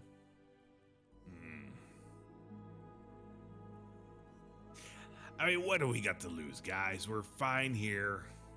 I like the shiny. This is pretty. We can put it over there, and then we can stay here. I like that. Yeah, you guys have a good thing going here. I mean, not many people have prime real estate in the city anymore. That's true. Yeah, you know what? We'll take you up on that. You just give us a crystal. Oh, you already did, right? Well, let's just keep the crystal, and we'll just stay here. Oh, you enjoy that. It is a very shiny one. I like that. And we got a little pedestal over here. We'll put it on there, and then we can look at it every day. I'm so happy for you. Well, I'm glad you are. And the next time that somebody gives you an IOU, don't give it to Embery or Cindy. Cindy, don't give it to Cindy. Yeah, no, I won't handle any more paperwork. I'm sick That's a of good idea. That's a good idea. Okay, well, it was nice to see you guys again. Enjoy looking at the little crystal. Yeah, well, thanks. For a person, you're not even half bad. Oh, well, thanks. I take that as a compliment. Sure. And then we leave. Yeah, And they all turn around and just convulse around this crystal that they just put on the pedestal. Oh, look, you can kind of see yourself in it. Boy, I really have a big nose. I love that. it's distinguished. Yeah, that's what it is. It's distinguished. Right. All right, we headed out. All right, well, I'll bring you back to the map. What's I that? love those guys. Was that all those guys you are wanted to great. do, Petro? You just had the IOU fix? Oh, well, yeah. I mean, I gave them my word, and so I had to come back, and now we have. You're just lucky they hadn't been desummoned yet. Well, that's true. But think about this, Corey. If they had been, then I would have given the crystal to you. Yeah, I guess. That was oddly right. sweet. And now we're gonna head towards the. Yeah, thank you for risking life and limb to give. I thought he had some. Make good on a See, IOU. you actually give me. I thought you had like some kind of ritual you were gonna do in that chapel, or that you left something valuable here. You came here to give away delirium. I left the most valuable thing in the world. My word. I can't. You're too honorable. How do you get by? Have you not been screwed over by Drakkenheim by that point? Oh. Well, he very nearly has several times. So, Petro, I'm gonna keep my eye on you so you don't get taken advantage of by some people here. They're gonna take advantage of you. I mean, I could have taken advantage of you a couple times, but you know what? You're growing on me. Okay. aw, Hmm. you are too, buddy. I like that. Sometimes, man. Sometimes, Petro. He's gonna walk away mumbling. All Okay, right, I so- guess we got to go find the smithy now.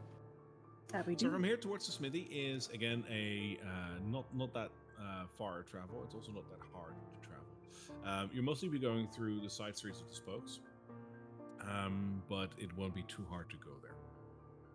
Now, going towards the smithy, I will require one more survival check from, I would assume, Corey, as he's leading you, I think because these are a lot of like side streets. Corey's a little out of sorts. Just I can't believe you would just give away. so. Can Briar, can you be leading us a little bit? Sure. Sure. Okay, survival check, right? Yes, please. Ooh, I hope it is a semi-good roll because I do not have that great of wisdom. I shouldn't have said anything. That's a 3. Not rolling well today. Okay. Yeah. We are a very unwise party. Just throwing that out Yes. there. So, while you will reach the smithy right now, and you will not have noticed anything noticing you passing by, whether or not something has noticed you passing by, I will leave up to the imagination for now. But Corey- you will actually make it to the spokesman. Corey's semi-loudly listing off various scams, and Petro's just be like, oh yeah, I'd fall for that. Just like I or what if Corey said, okay, so if I came to you and said, would you like a reverse mortgage on the tree that you live in, what would you say? What's a reverse mortgage? Exactly. Okay, you just say no. But, yeah. And so that's the conversation they've been I can live in a tree?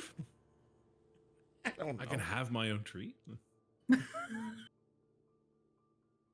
One sec, my dog's barking at me.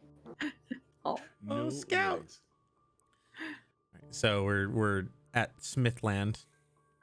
Yes, you are. And as you get closer towards that area of the spokes, you will indeed notice that there's a bit of a rippling in the land.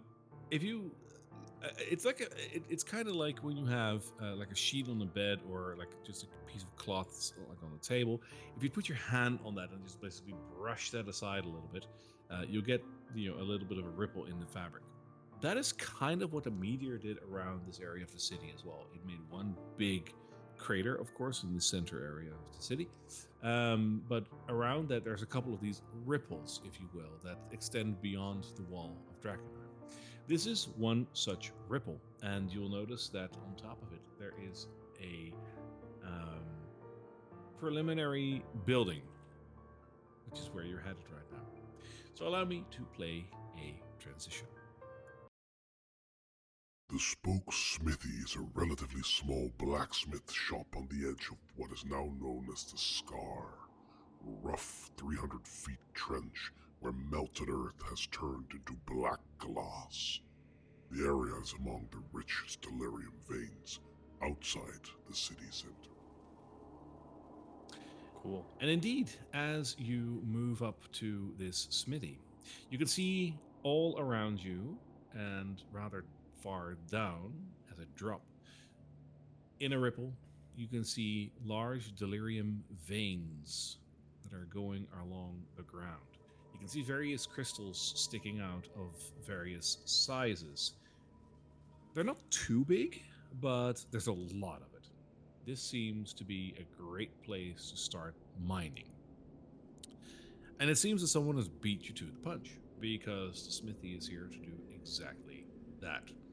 Beyond the delirium crystals, you also notice that there is a lot of this obsidian, this black glass in the ground, which probably has been made due to the intense heat of the meteor coming down.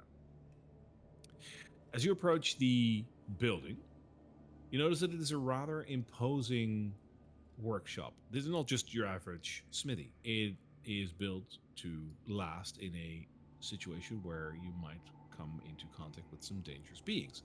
You'll see fortifications, some cannons, and you'll see a couple of creatures standing guard. Most of them seem to be Dwarven. All of them are sporting guns. As you are coming up, let me quickly plop you down.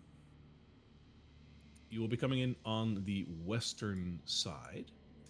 And right in front of you is a fortification works with a large cannon, next to which is a dwarf that is putting a hand on his cannon as you three are walking towards him. He says, "Hey, what are you doing here?"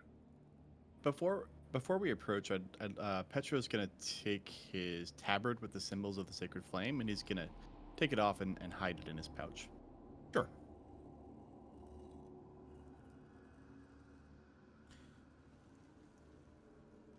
We're Right. here to speak with your smithy.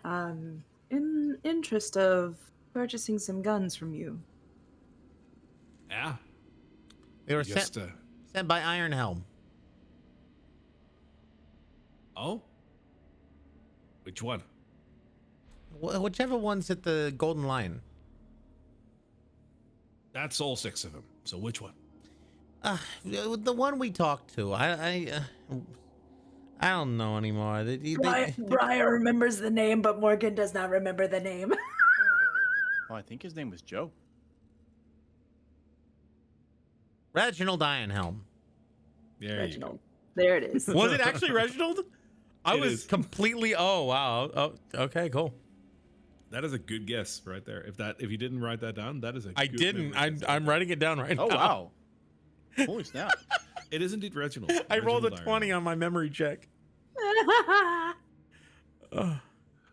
Ah. Well, all right.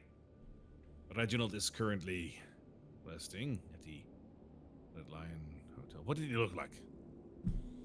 I think he had glass. Wait, Brian, you talked to him, right? He had an eyeglass, quite the magnificent beard, and quite the magnificent hair to match. And a mustache, curly. Mustache. Curly mustache. Wait, hang on. Oh, come on! You gotta be kidding me. I'm searching through my my bag of. Notes. I couldn't find it. To put the mustache Ah, on again. Oh. Yeah. So I pull out a monocle, which I actually have here. You're He looked like awesome. this. How are you gonna? He looked like this. You know what? That's not bad, actually. So the dwarven thug will let out a hearty laugh and say, "All right, you've met Reginald then. All right. Come on in. His sister is currently running operations. You have to talk to her, but it'll be fine. Come on in." He says, and he steps aside.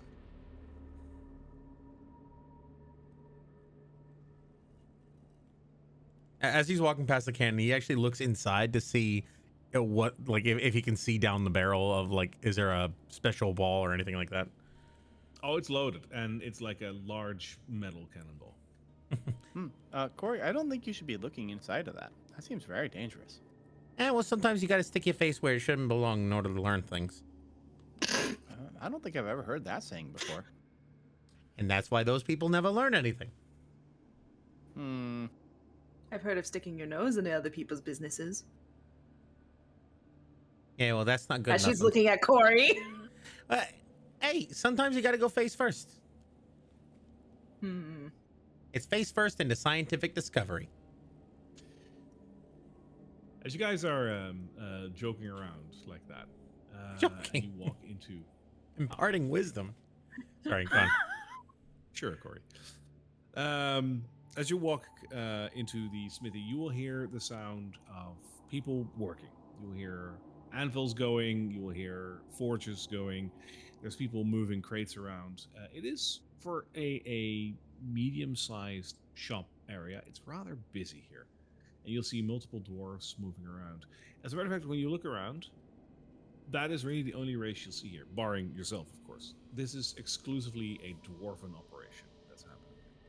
In the middle of it all, near some tools and shields, you'll see probably the only female dwarf right now. She's clad in metal armor with a skirt underneath, and she has long flowing, like reddish brown hair.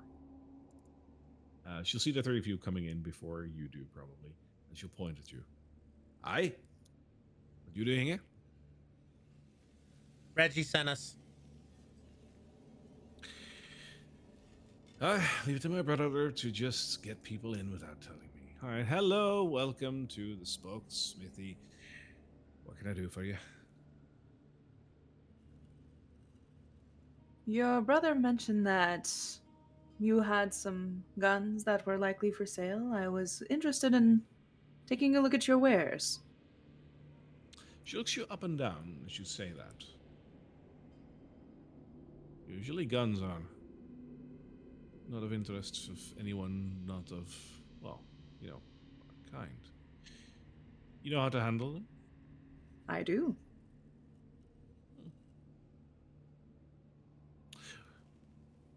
Forgive me my intrusion, but what is your occupation? I'm a mercenary. That makes sense. All right. We have some pistols, and I have a rifle that I can part with for the right price. Pistols will go for 250 gold each. The rifle will go for 300. I am interested in both those pistols and the rifle, but I seem to be a bit short on some of them. Oh, Briar, have you considered writing them an IOU? Are you guys working with any of the anybody in the city?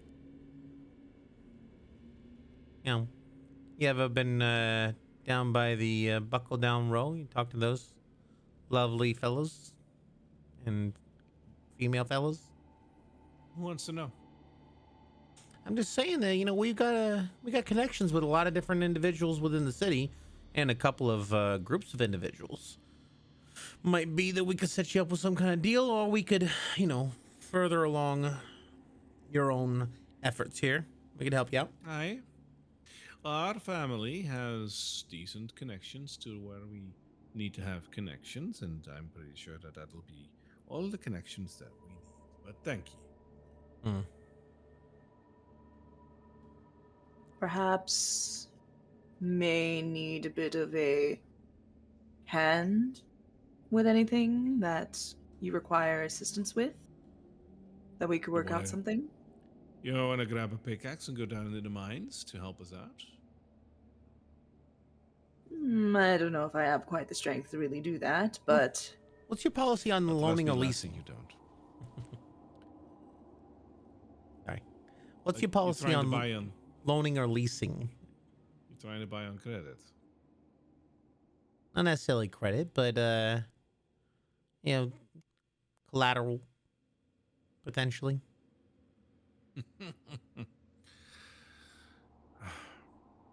How much are we talking about? How much are you short? I have 235 gold on me. I can spot you the rest for the We actually, Brian. Well, one moment. I'm gonna confer with my associates. Aye. Briar, I gotta, we got. Remember, we got a little bit prepaid from the academy to do that other thing that we're gonna be doing soon. We could put that towards it, and honestly, I got a little saved up as well. We could probably afford a rifle and a pistol if you want the combo. I would appreciate that, Corey. All right. Oh, I mean, I can chip in a little bit too. You've been very helpful out there in Drakkenheim, and if we can make you even more effective, then that'll make us all safer. Oh, Yeah, I ain't exactly been paying you for all the mercenary duties and such. So here you go. And I'm gonna give her 350.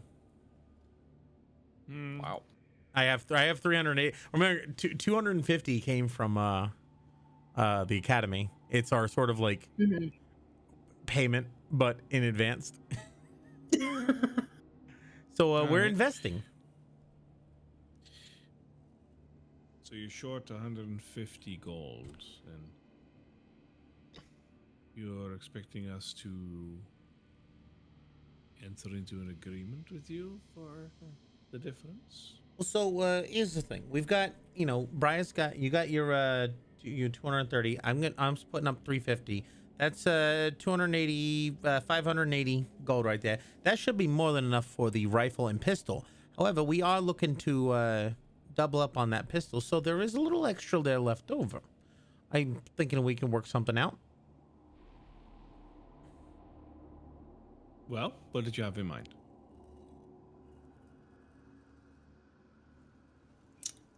possibly any work or anything you're in search for We've that come. would Sorry, go on. that might require our skills. We're quite good at delving into Drakkenheim. We have actually come across some of the meteoric iron here and there, and we may know so where have there's we. some extra. Well, I mean, I figure you guys, you're not going to be here for just, scraps and pieces. We've, if we can give you a lead on any pieces and maybe even bring you some, I figure that's worth some payment.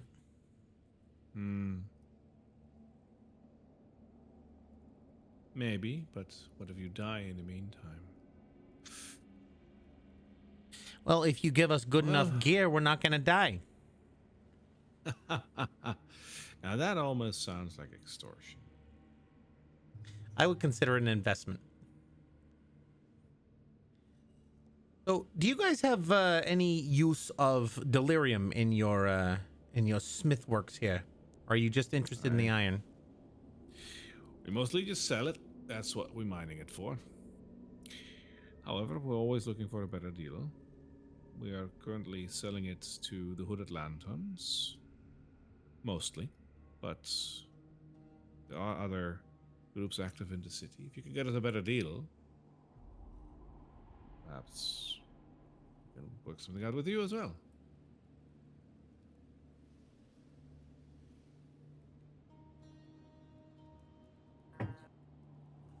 Once I've secured a little bit more funds, I may actually be in the market for purchasing some from you guys if you got a big enough operation here. You got the coin for it? We just might. Working on it. So, how short are you? He's a dwarf. No,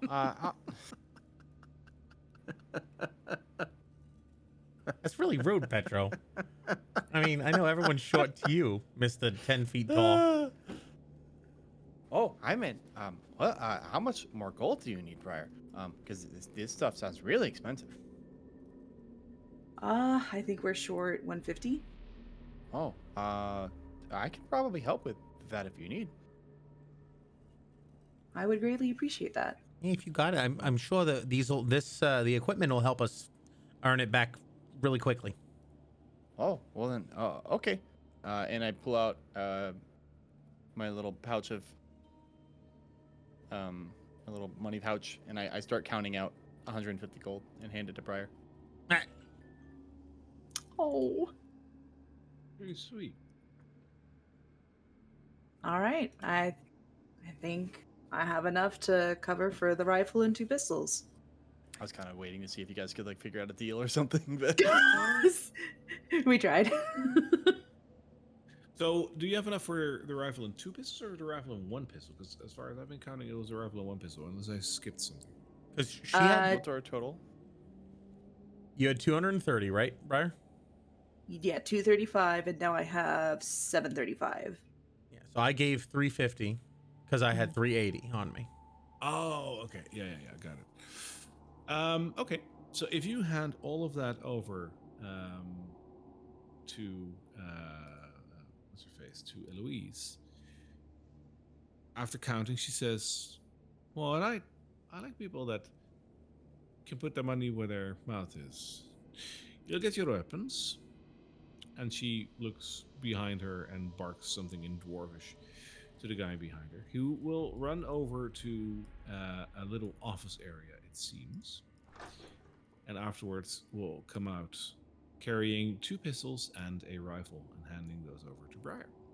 You can now add to your inventory 2 normal pistols and 1 normal hunting rifle.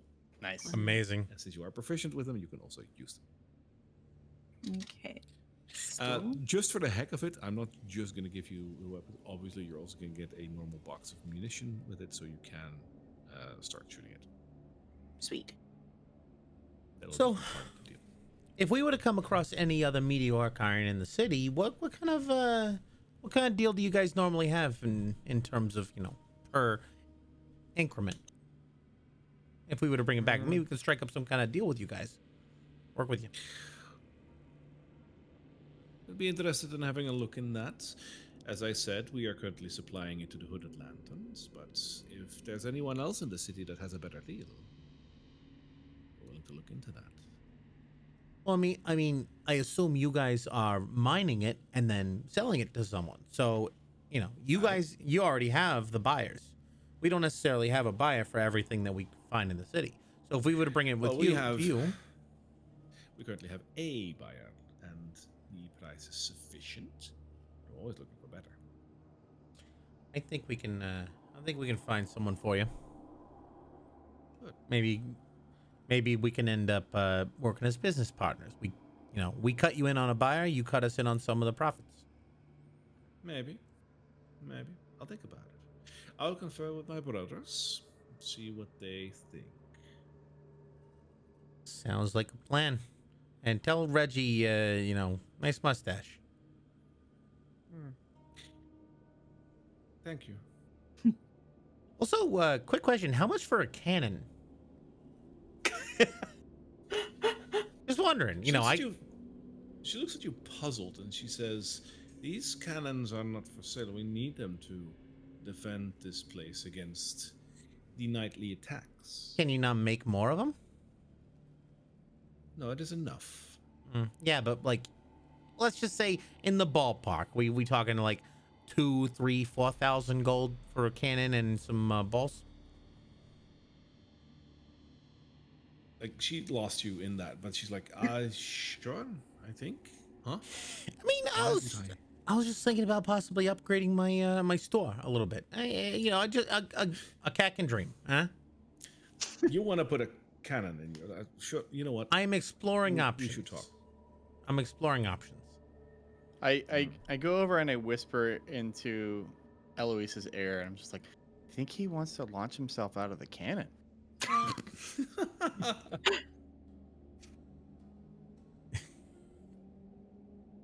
If anyone could do it. TV commercials. If anyone could do it. Corey Flinsica's Import Export Emporium, bringing the savings to you. Explosive prices. Oh gosh. Well, it's been a pleasure doing business with you. I think we'll be seeing more of you in the future. Aye, likewise. We'd love to hear from you with a better business partner deal, but if you're ever looking for work as well, you're probably not the type, but if you are pinched for something, know that you're always welcome here. I like the fact that you've strolled all the way through Drakkenheim just to buy some guns. Shows a certain character. Good luck. Don't die in the ruins. We're counting on it. But that she turns back to her daily duties. All right, now we can get to You still everywhere can't else we need drag? to go. Wow. That's Me, strange. no. I don't know what's going on with it. Mm. Yeah, it might be. We have a new update to our server, and because of that, a couple of plugins broke a little bit, and this might be one of them, which is the drag roller. I think it might have a little oopsie. So I'll look at that. Yeah, this Yeah, is why I never update anything ever, and then CrowdStrike comes and I'm safe because I didn't update. But this is one instance where they forced an update, which is I'm not a fan. I don't like it when they. Oh yeah. They didn't force an update, but one thing that I always use broke, so I had to. Right. Well, Which I is, mean, in essence, I consider still that a forcing. force. Yeah. Yeah. But anyway, beyond that, just me ranting. All right. Right. So from where you are right now, traveling to Buckledown Row is actually a breeze. It is a very short while, and from here on out towards Buckledown Row is actually a relatively safe area. I'm saying relative because you can, of course, still run into something, but you're getting closer and closer to Queen territory. That means that there are people who claim this area to be themselves. For themselves, and that might mean that they also keep a firm grasp on who goes in and who goes out. So before we actually leave the smithy, as we're like walking out, two things. One, what do the guns look like, and like how do they are they slide? Are they not revolvers, or what kind of? So the rifle is an actual hunting rifle. That's what it looks like. I myself, I always love the idea of like a lever repeat rifle because that is the coolest weapon ever. But it is a hunting rifle, so that is exactly what it is. For the pistols, they kind of look like blunderbusses, like the hand pistol blunderbusses. So they look relatively normal. There's not a lot of like details and design to it, rather than just it being functional. But they still look really cool because they're guns. I would imagine that given that they're dwarven origin, they're rather than being a circular barrel, they're almost like angular, like it's a long, not rectangle, but maybe like a trapezoid or something that is a diamond shape is the barrel. Sure, I'm fine with that. Sure. And as far as the grip goes, so like the size of the weapons, you would say like, well, dwarves are small, so their guns would also be small. But that is the great thing about dwarves. They are small in stature, but their hands and whatnot are usually always human-ish shaped size-wise. So they would fit in your hand as well, Briar.